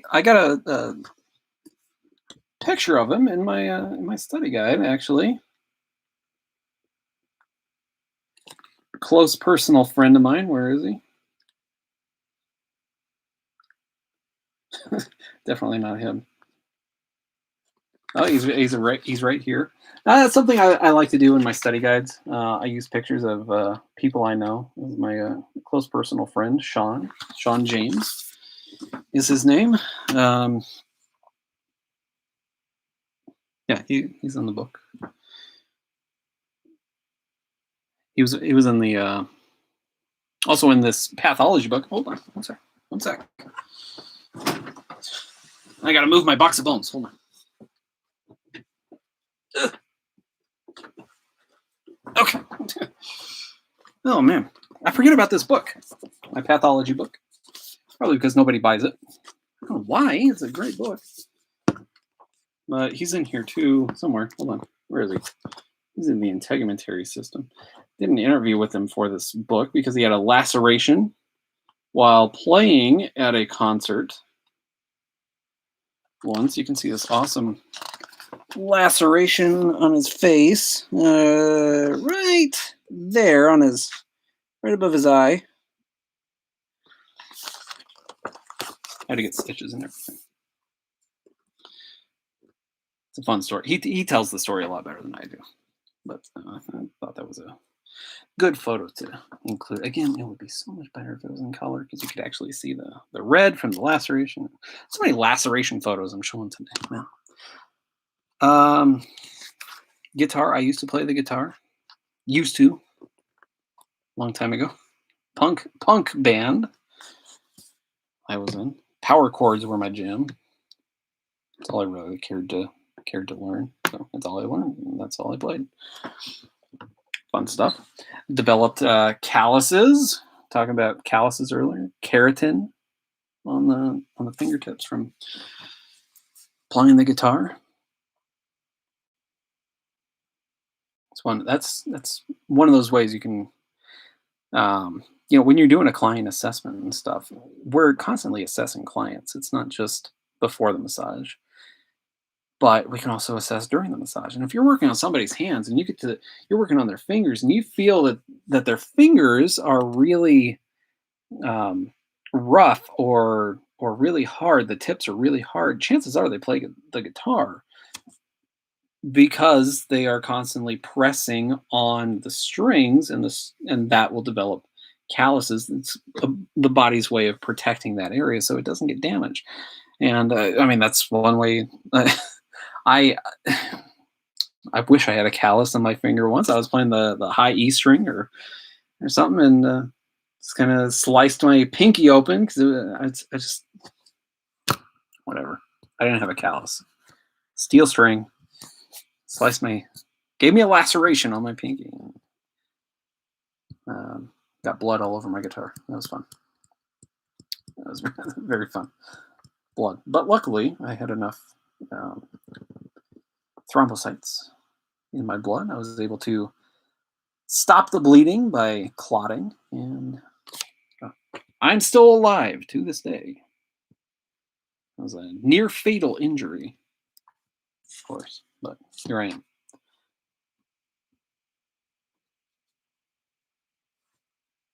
Why is it hiding that? Okay. This thing is weird. The chat asked me if that was if the last message was something I wanted for everybody to see. I had to approve that message. My fingertips are flat, calloused. See, flat and calloused. Yeah, I can't. No, my fingertips are. I have beautiful hands. Well, except for the calluses right here. That's another way you can assess a client without actually asking them or verbally them telling you in any way. If they have calluses right here,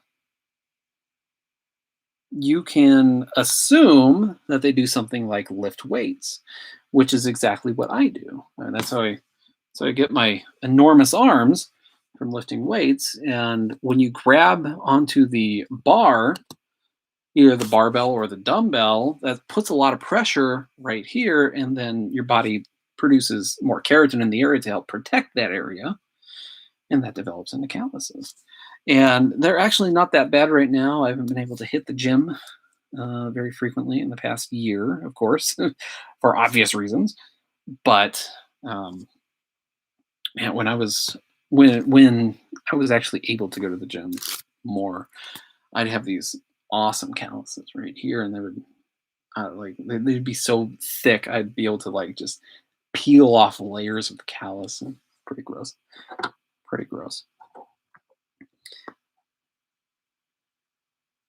Sorry, I'm trying to think of a test question that I could ask in relation to that. Hmm.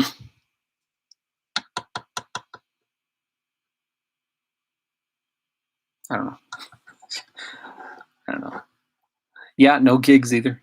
Yeah, my friend, he's stuck in Seattle. Just the he does like live streams once in a while, and uh, he records like videos. Like he just went out to a cabin or something this past weekend or last week or something like that, and did a couple videos.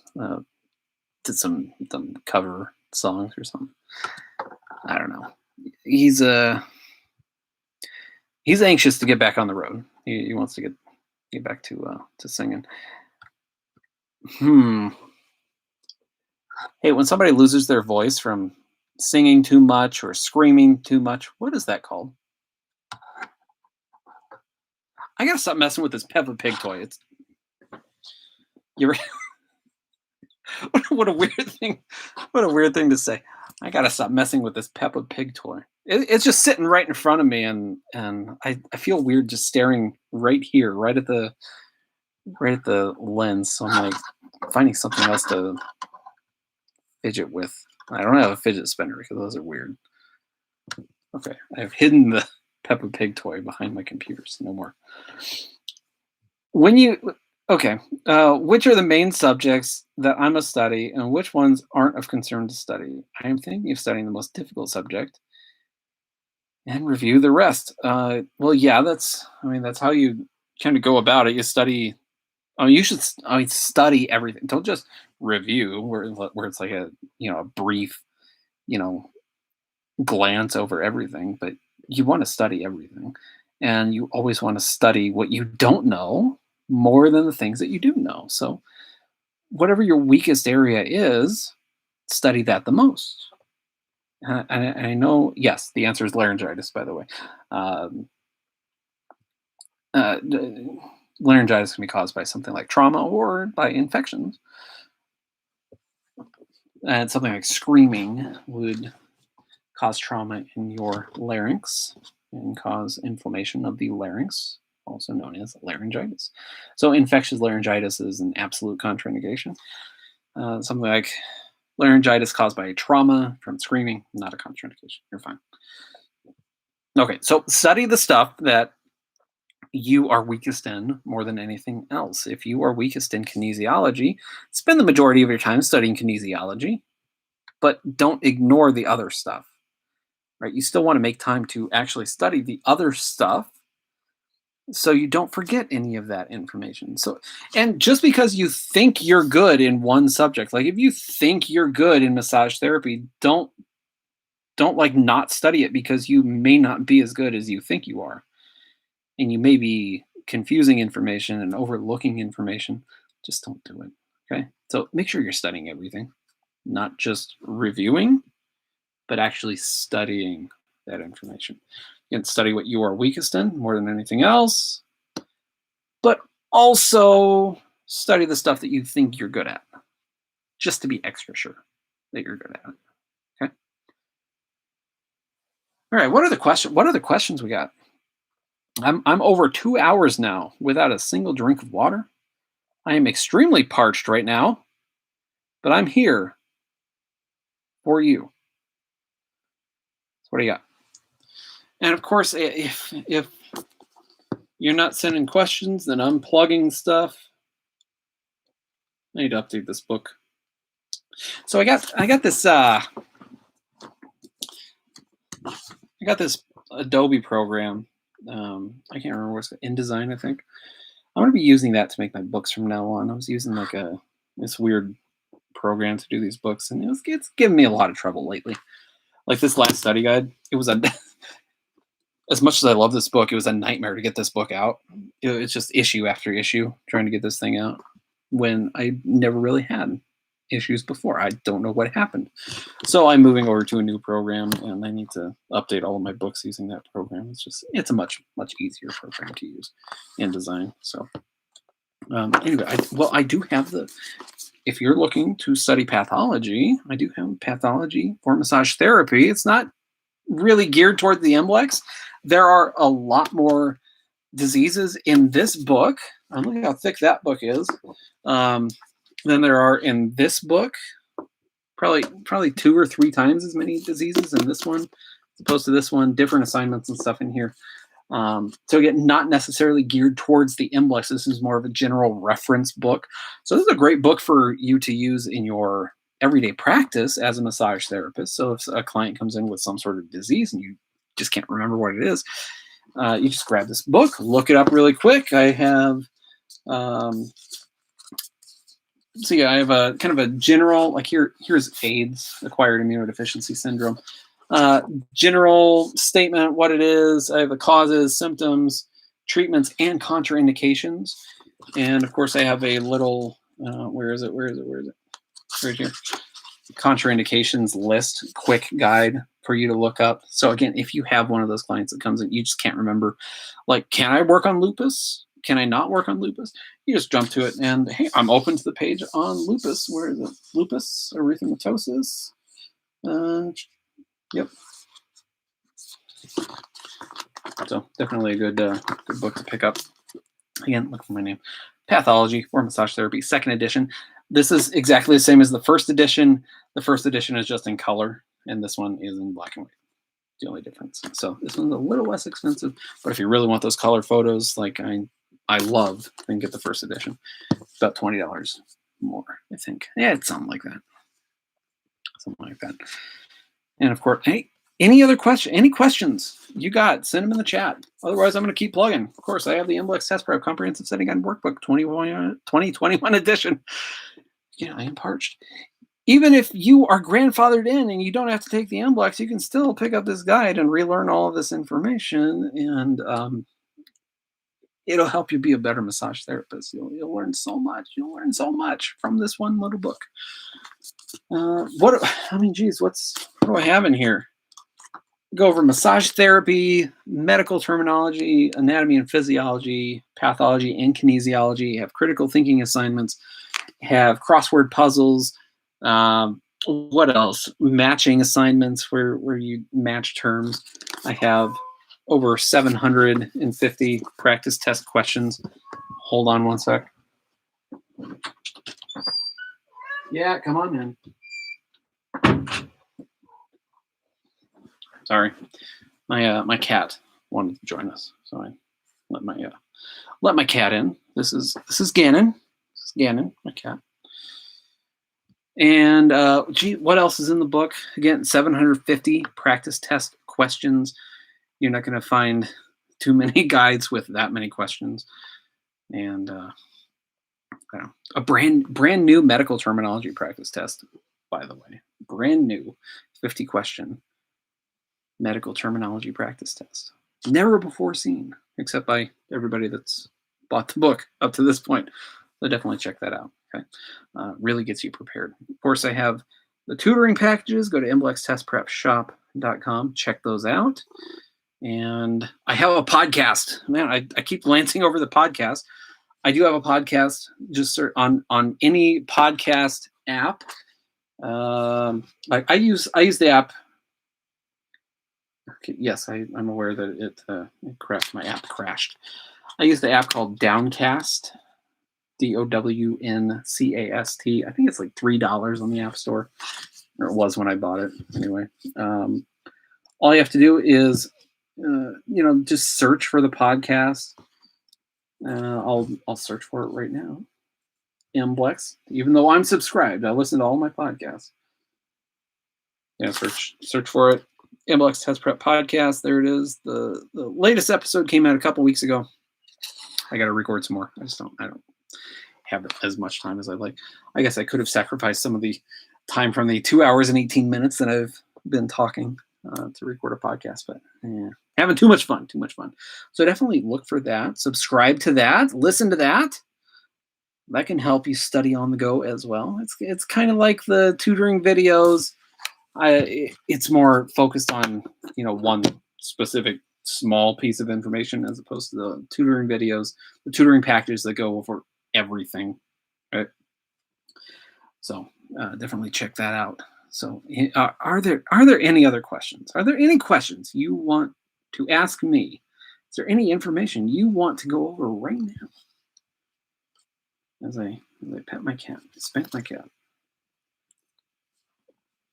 This is a weird cat. Very weird cat. Any questions? Yeah. Okay.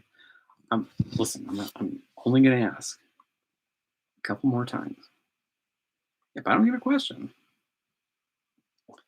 tail out of my face. What do you think? Nothing. Nothing. Okay. Well, 2 hours and 20 minutes. Definitely the longest live stream I've ever done. Um, I think I'm going to call it an evening. It's past 9 o'clock local time out here on the West Coast. The West Coast is the best coast after all. So yeah, I'm gonna call it an evening. Try to go relax, play some video games. A great way to relax is by playing video games. Disconnect, get your mind on something else. And video games great for cognitive function as well. Lots of problem solving, lots of hand-eye coordination. Definitely, if you don't play video games, you should. Everybody has a cell phone. There are video games on cell phones. You can find something to play. Even something like Tetris. Tetris is great for cognitive function. Definitely check that out. So, I love video games. I don't know why more people don't. Anyway, that's what I'm going to go do. All right. So, as long as I don't get any more questions, I'm waiting for one more to pop up, and then I'm here for another half an hour. Of course, I'm reaching for end stream. Okay. Thanks for joining me for the past almost 2.5 hours. So again, one last time, I have the MBLEx Test Prep Comprehensive Study Guide and Workbook 2021 edition. See, my cat loves it. Gannon loves it. And if Gannon loves it, you should love it too. Definitely check that out, Amazon.com or MBLExTestPrep.com. Check out my tutoring packages at MBLExTestPrepShop.com for 25 hours of audio and video that you can use to study whenever and wherever you are. Comes with a complete 100-question practice test with a video answer key where we go over all the questions together, and you see strategies that you can use to test a little better. What else? My podcast. Subscribe to my podcast, MBLEx Test Prep Podcast. Find that on any podcast service. Just search for it, hit subscribe, and listen to all of the episodes. I have 22 episodes so far. I'm slowly adding more. It takes me a little while to do, but I'm getting there. All right. And what else? Be on the lookout for my app, of course. I don't know when you're watching this live. If you're watching it live, it's not available. But if you're watching it in a couple weeks, it might be available. Just look for it. MBLEx Test Prep is the name of the app. So check that out. Again, not available now, but available later. I'll do another live stream when it's available. Sound good? So anyway, I think that's about all. So studying in video games, that is the key for passing the MBLEx. Thanks for all your help. Yes, that is definitely the key for passing the MBLEx. Play video games. What am I currently playing? I'm playing the newest Spider-Man game on the PlayStation 5. I was able to secure a PlayStation 5 for myself. That was an incredible moment in my life. One of the most thrilling experiences I've ever had, actually buying a PlayStation 5. What a ridiculous thing to say. One of the most thrilling experience. Listen, I'd been trying for 2 months to buy this game console, and I was finally able to do it. I had to get a bundle on GameStop or something. I paid far too much for it, but I got the console. We're good. Can you please make a book for people with ADHD or ADD? I don't know how I would go about doing that. Send me an email with suggestions, david@mblextestprep.com, and I'll see if I can incorporate them into my next study guide. Maybe. We'll see. Okay, so thanks for joining me. and check out all my stuff. Again, just go to mblextestprep.com. You can find all my stuff there. Okay. So until next time, David, signing off. Adios.